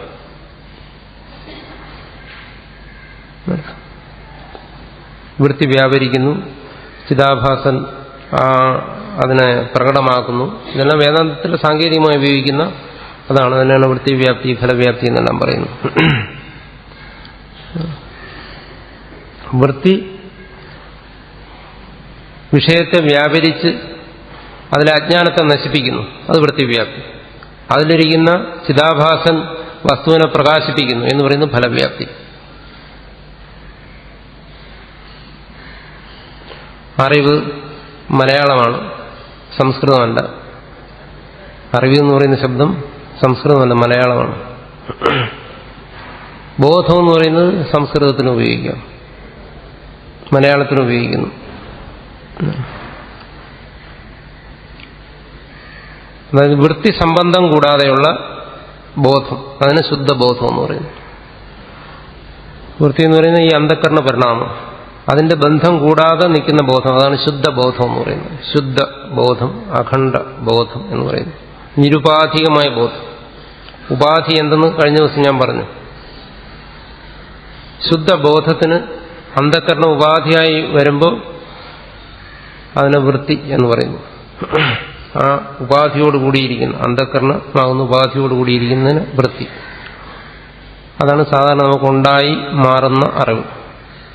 ആ വൃത്തി സംബന്ധം കൂടാതെ നിലനിൽക്കുന്ന ബോധം, നമ്മളങ്ങനെ കൽപ്പിക്കുന്ന ബോധം, അതിന് ശുദ്ധബോധം എന്ന് പറയുന്നു.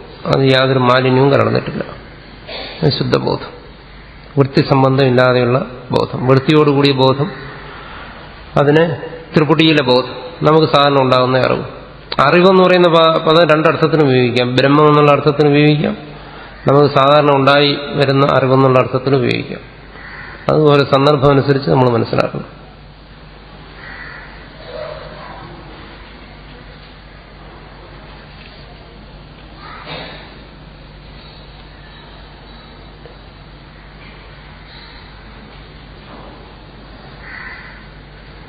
ഇനി ഇതിനെക്കുറിച്ച് എന്തെങ്കിലും സംശയം ഉണ്ടെങ്കിൽ ചോദിക്കാം.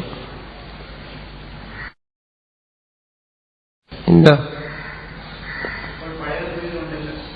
എങ്ങനെ എന്താ ഇത് ഈ പരിണാമ സിദ്ധാന്തം എന്ന് പറയുന്ന വേറെ, ഇവിടെ പറയുന്ന അനിർവചനീയ അല്ലെങ്കിൽ ഭ്രമം എന്ന് പറയുന്ന ഇത് രണ്ട് സിദ്ധാന്തങ്ങളാണ്. നമ്മളിപ്പോൾ ചർച്ച ചെയ്യുന്നത് പരിണാമ സിദ്ധാന്തത്തിന്റെ അടിസ്ഥാനത്തിലല്ല. പരിണാമ സിദ്ധാന്തം അനുസരിച്ച് ഭ്രമം ഇല്ല. നമ്മളിപ്പോൾ ചർച്ച ചെയ്യുന്നത് ഈ അനിർവചനീയ അല്ലെങ്കിൽ ഭ്രമ സിദ്ധാന്തം അനുസരിച്ചിട്ടാണ്, പരിണാമ സിദ്ധാന്തം അനുസരിച്ചല്ല. പരിണാമ സിദ്ധാന്തം അനുസരിച്ച് അതിന് അതിൻ്റെതായ വ്യാഖ്യാനങ്ങൾ കാണും. എങ്ങനെ?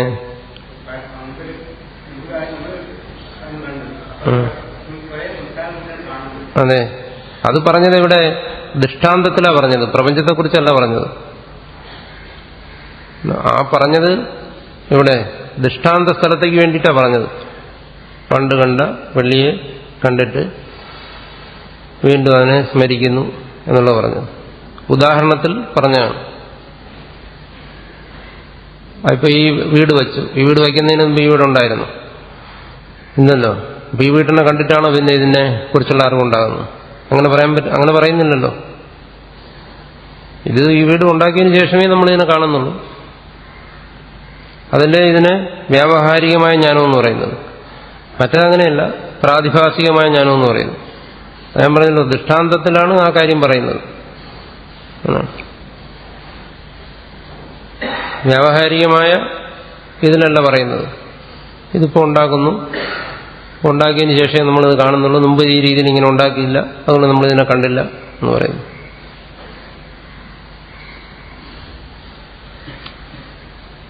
അത് നമ്മൾക്ക് അവിടെ ആശയക്കുഴപ്പം വരുന്നതെന്ന് വെച്ച് കഴിഞ്ഞാൽ, വസ്തുവിനനുസരിച്ച് ജ്ഞാനമോ അതോ ജ്ഞാനത്തിനനുസരിച്ച് വസ്തുവോ? വേദാന്തത്തിൽ രണ്ട് സ്വീകരിക്കുന്നുണ്ട്. അപ്പോൾ വസ്തുവിനനുസരിച്ചാണ് ജ്ഞാനമെന്ന് പറയണമെങ്കിൽ എന്താണ്, ഈ വസ്തു ഇവിടെ ഉണ്ട്, അത് നമ്മൾ കാണുന്നു. അങ്ങനെ കാണുന്നതിന് മുമ്പ് ഈ വസ്തു ഉണ്ടായിരിക്കണമെന്നില്ല. ആ രീതിയിൽ ചിന്തിക്കുന്നത് ഉണ്ട്. മറ്റേതങ്ങനെയല്ല, ഞാൻ കാണുന്നത് കൊണ്ടാണ് വസ്തു നിലനിൽക്കുന്നത് എന്ന് പറയുന്നു. ഞാൻ കാണുന്നത് കൊണ്ട് വസ്തു നിലനിൽക്കുന്നു എന്ന് പറയുന്ന വേറൊരു ചിന്താഗതിയുണ്ട്. അങ്ങനെയാണെങ്കിൽ ഇപ്പോൾ ഞാൻ കാണുന്ന ഈ വസ്തു ഇവിടെ നിലനിൽക്കുന്നു. മറ്റത് വസ്തു അവിടെ ഉള്ളതുകൊണ്ട് ഞാൻ കാണുന്നു എന്ന് പറയുമ്പോൾ ഈ വസ്തുവിനെ കാണുന്നതിന് വേറെ ഒരു ഇതിന്റെ ആവശ്യം ഇല്ല, വേറെ ഇതിന്റെ ഒരു പൂർവ്വസ്മൃതിയുടെ അല്ലെങ്കിൽ പൂർവ്വ ഒരു സംസ്കാരത്തിന്റെ ആവശ്യമില്ല. ഇന്ദ്രിയവും ആ വസ്തുവായിട്ട് സന്നികർഷം ഉണ്ടാകുന്നു, അന്ധകരണം ആ വസ്തുവിന്റെ രൂപത്തിലാകുന്നു, വസ്തുവിനെ കുറിച്ചുള്ള ജ്ഞാനം ഉണ്ടാകുന്നു. അവിടെ സ്മൃതിയുടെ ആവശ്യമില്ല. രണ്ടും അംഗീകരിക്കുന്നുണ്ട്, രണ്ട് തരത്തിലുണ്ട്. അതിനാണ് കഴിഞ്ഞ ദിവസം പറഞ്ഞത് ദൃഷ്ടി സൃഷ്ടിവാദം, സൃഷ്ടി ദൃഷ്ടിവാദം. എന്ന് പറയുന്നത്. രണ്ടും അംഗീകരിക്കുന്നുണ്ട്. രണ്ട് രീതിയിലും ചിന്തിക്കാം. അജാതവാദം എന്ന് പറയുന്നു. ആ വസ്തു കൊണ്ട് അതുപോലെ കാണുന്നുണ്ട്, കുഴപ്പമില്ല. വസ്തുവിന്റെ രൂപത്തിൽ ഇത് പരിണമിക്കുന്നു, അതിന്റെ അനുഭവം ഉണ്ടാകുന്നു. പിന്നെ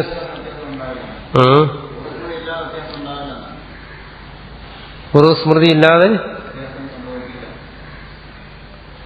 അത് പറയുന്ന ഇവിടെ ഇപ്പോ സാമാന്യമായിട്ടുള്ള, അതായത് അത് ഇപ്പൊ ഈ പ്രപഞ്ചം അധ്യാസമാണ് എന്ന് പറയുന്നു. പ്രപഞ്ചം അധ്യാസം എന്ന് പറയുമ്പോൾ നമ്മൾ എങ്ങനെ സ്വീകരിച്ചുകൊണ്ടാണ്? ഇപ്പൊ ശരീരത്തിനെ കുറിച്ച് തന്നെ അധ്യാസം ഉണ്ടാകുന്നു എന്ന് പറയുന്നു. ഈ ശരീരം എന്നുള്ള രീതിയിൽ ശരീരം എന്നുള്ള സാമാന്യ ബോധം മതി അധ്യാസത്തിന്. ഇപ്പൊ ശരീരത്തിൽ തന്നെ എന്തുണ്ട്? കരളുണ്ട്, കുടലുണ്ട്, ഹാർട്ടുണ്ട്. ഇതൊക്കെ അറിഞ്ഞിട്ടാണ് നമ്മൾ അധ്യസിക്കുന്നത്. ഇതിനെ കീറി മുറിച്ച് നോക്കിക്കഴിഞ്ഞാൽ അങ്ങനെയല്ലല്ലോ.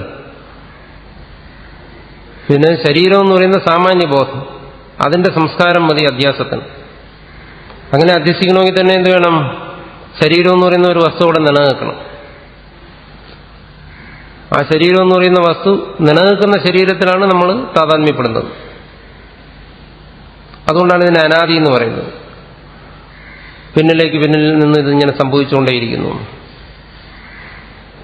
അപ്പൊ അധ്യാസം എന്ന് പറയുന്നത് സംഭവിക്കുന്നതിന് അതിന്റെ ശരീരത്തെ കീറിമുറിച്ച് അതിന്റെ ഓരോ അവയവങ്ങളും മനസ്സിലാക്കി പിന്നെ അതിന് ഓരോന്നിനോടൊന്നും നമ്മൾ അധ്യസിക്കുന്നില്ല. പിന്നെ സാമാന്യമായി ശരീരം എന്നുള്ള ഒരു ബോധം അത്രേ നമുക്കുണ്ടാകുന്നുള്ളൂ. അതിനോടെ നമ്മുടെ അധ്യാസം സംഭവിക്കുന്നുള്ളൂ. അപ്പൊ സാമാന്യ ജ്ഞാനം മതി അധ്യാസം സംഭവിക്കുന്നതിന്, വിശേഷ ജ്ഞാനം വേണ്ട. ആ സാമാന്യ ജ്ഞാനത്തിന് പൂർവാനുഭവം കാരണമാണ്. പൂർവാനുഭവത്തിൽ നിന്നാണ് ആ സാമാന്യ ശരീരം എന്നുള്ള ഒരു ബോധം ഉണ്ടാകുന്നത്. അധ്യാസം ആത്മാവും അനാത്മാവും തമ്മിലുള്ള അധ്യാസം എന്നാണ് പറഞ്ഞത്. സാമാന്യമായ അധ്യാസം അതാ സംഭവിക്കുന്നത്. അപ്പോ ഈ ഭ്രമജ്ഞാനം അല്ലെങ്കിൽ അധ്യാസം എന്ന് പറയുന്നതിനെല്ലാം ആധാരമായി നിൽക്കുന്നതാണ്. നമ്മളതിൽ പുതിയ പുതിയ കൽപ്പനകൾ ഉണ്ടാക്കുന്നു. ആ ആധാരത്തിൽ നിന്നുകൊണ്ട് പുതിയ പുതിയ കൽപ്പനകൾ ഏതുണ്ടാക്കാം. അതിൻ്റെയൊക്കെ സാമാന്യ സ്വഭാവമാണ് അധ്യാസം. വിശേഷമായിട്ട് അധ്യാസമാണോ യഥാർത്ഥമാണോ എന്ന് നമുക്ക് തിരിച്ചറിയാൻ പറ്റുന്നില്ല. ആ അധ്യാസം വ്യാവഹാരികമായി നിലനിൽക്കുമ്പോൾ ബാഹ്യമായ പദാർത്ഥങ്ങൾ നമ്മൾ അംഗീകരിച്ചുകൊണ്ട് ആണ് സംസാരിക്കുന്നത്. പ്രാതിഭാസികമായി ചിന്തിക്കുമ്പോൾ അങ്ങനെ വെറും കൽപ്പനയിലേ നിൽക്കുന്നുള്ളൂ വസ്തുക്കൾ. നമ്മുടെ കൽപ്പനയ്ക്കനുസരിച്ച് വസ്തുക്കൾ നിൽക്കുന്നു എന്നാണ്. നമ്മളതിൽ പുതിയ കണ്ടെത്തലുകളെന്ന് പറയുന്നത് അത് നമ്മുടെ ഭാവന, കൽപ്പനയാണ്. അറിവിന്റെ അനന്തമായ സാധ്യതകളുള്ളതുകൊണ്ട് അവിടെ പല പല കൽപ്പനകൾ നമ്മൾ ഉണ്ടാക്കുന്നു. പല പല വസ്തുക്കൾ നമ്മുടെ മുമ്പിൽ പ്രത്യക്ഷപ്പെടുന്നു. ആ വസ്തുക്കൾക്കനുസരിച്ച് നമ്മുടെ മനസ്സിൽ കൽപ്പനകളും ഉണ്ടാകുന്നു. അത് അധ്യാസത്തിന്റെ അകത്ത് സംഭവിക്കുന്ന അധ്യാസങ്ങളാണ്. സാമാന്യമായ അധ്യാസത്തിനകത്ത് സംഭവിക്കുന്ന വിശേഷ അധ്യാസങ്ങളെന്ന് വേണമെങ്കിൽ അതിന് പറയാം. അതാണ് ഈ പുതിയ പുതിയ കണ്ടെത്തലുകളും മറ്റുമൊക്കെ എന്ന് പറയുന്നു. ഈ സാമാന്യമായ അധ്യാസം എപ്പോഴും എന്ത് വരുന്നു? സ്മൃതിയെ ആശ്രയിച്ച് നടക്കുന്നു. അതിനെ അടിസ്ഥാനമാക്കി വിശേഷമായ അധ്യാസങ്ങൾ സംഭവിച്ചുകൊണ്ടേയിരിക്കുന്നു എന്നാണ്. അത് കൂടുതൽ ചിന്തിച്ചു നോക്കുക, അതിനെക്കുറിച്ച് മനസ്സിലാക്കും. നമ്മുടെ ചർച്ച ഇന്നിവിടെ അവസാനിക്കുകയാണ്. ഒരു സ്മരണയോടുകൂടി അവസാനിപ്പിക്കുന്നു.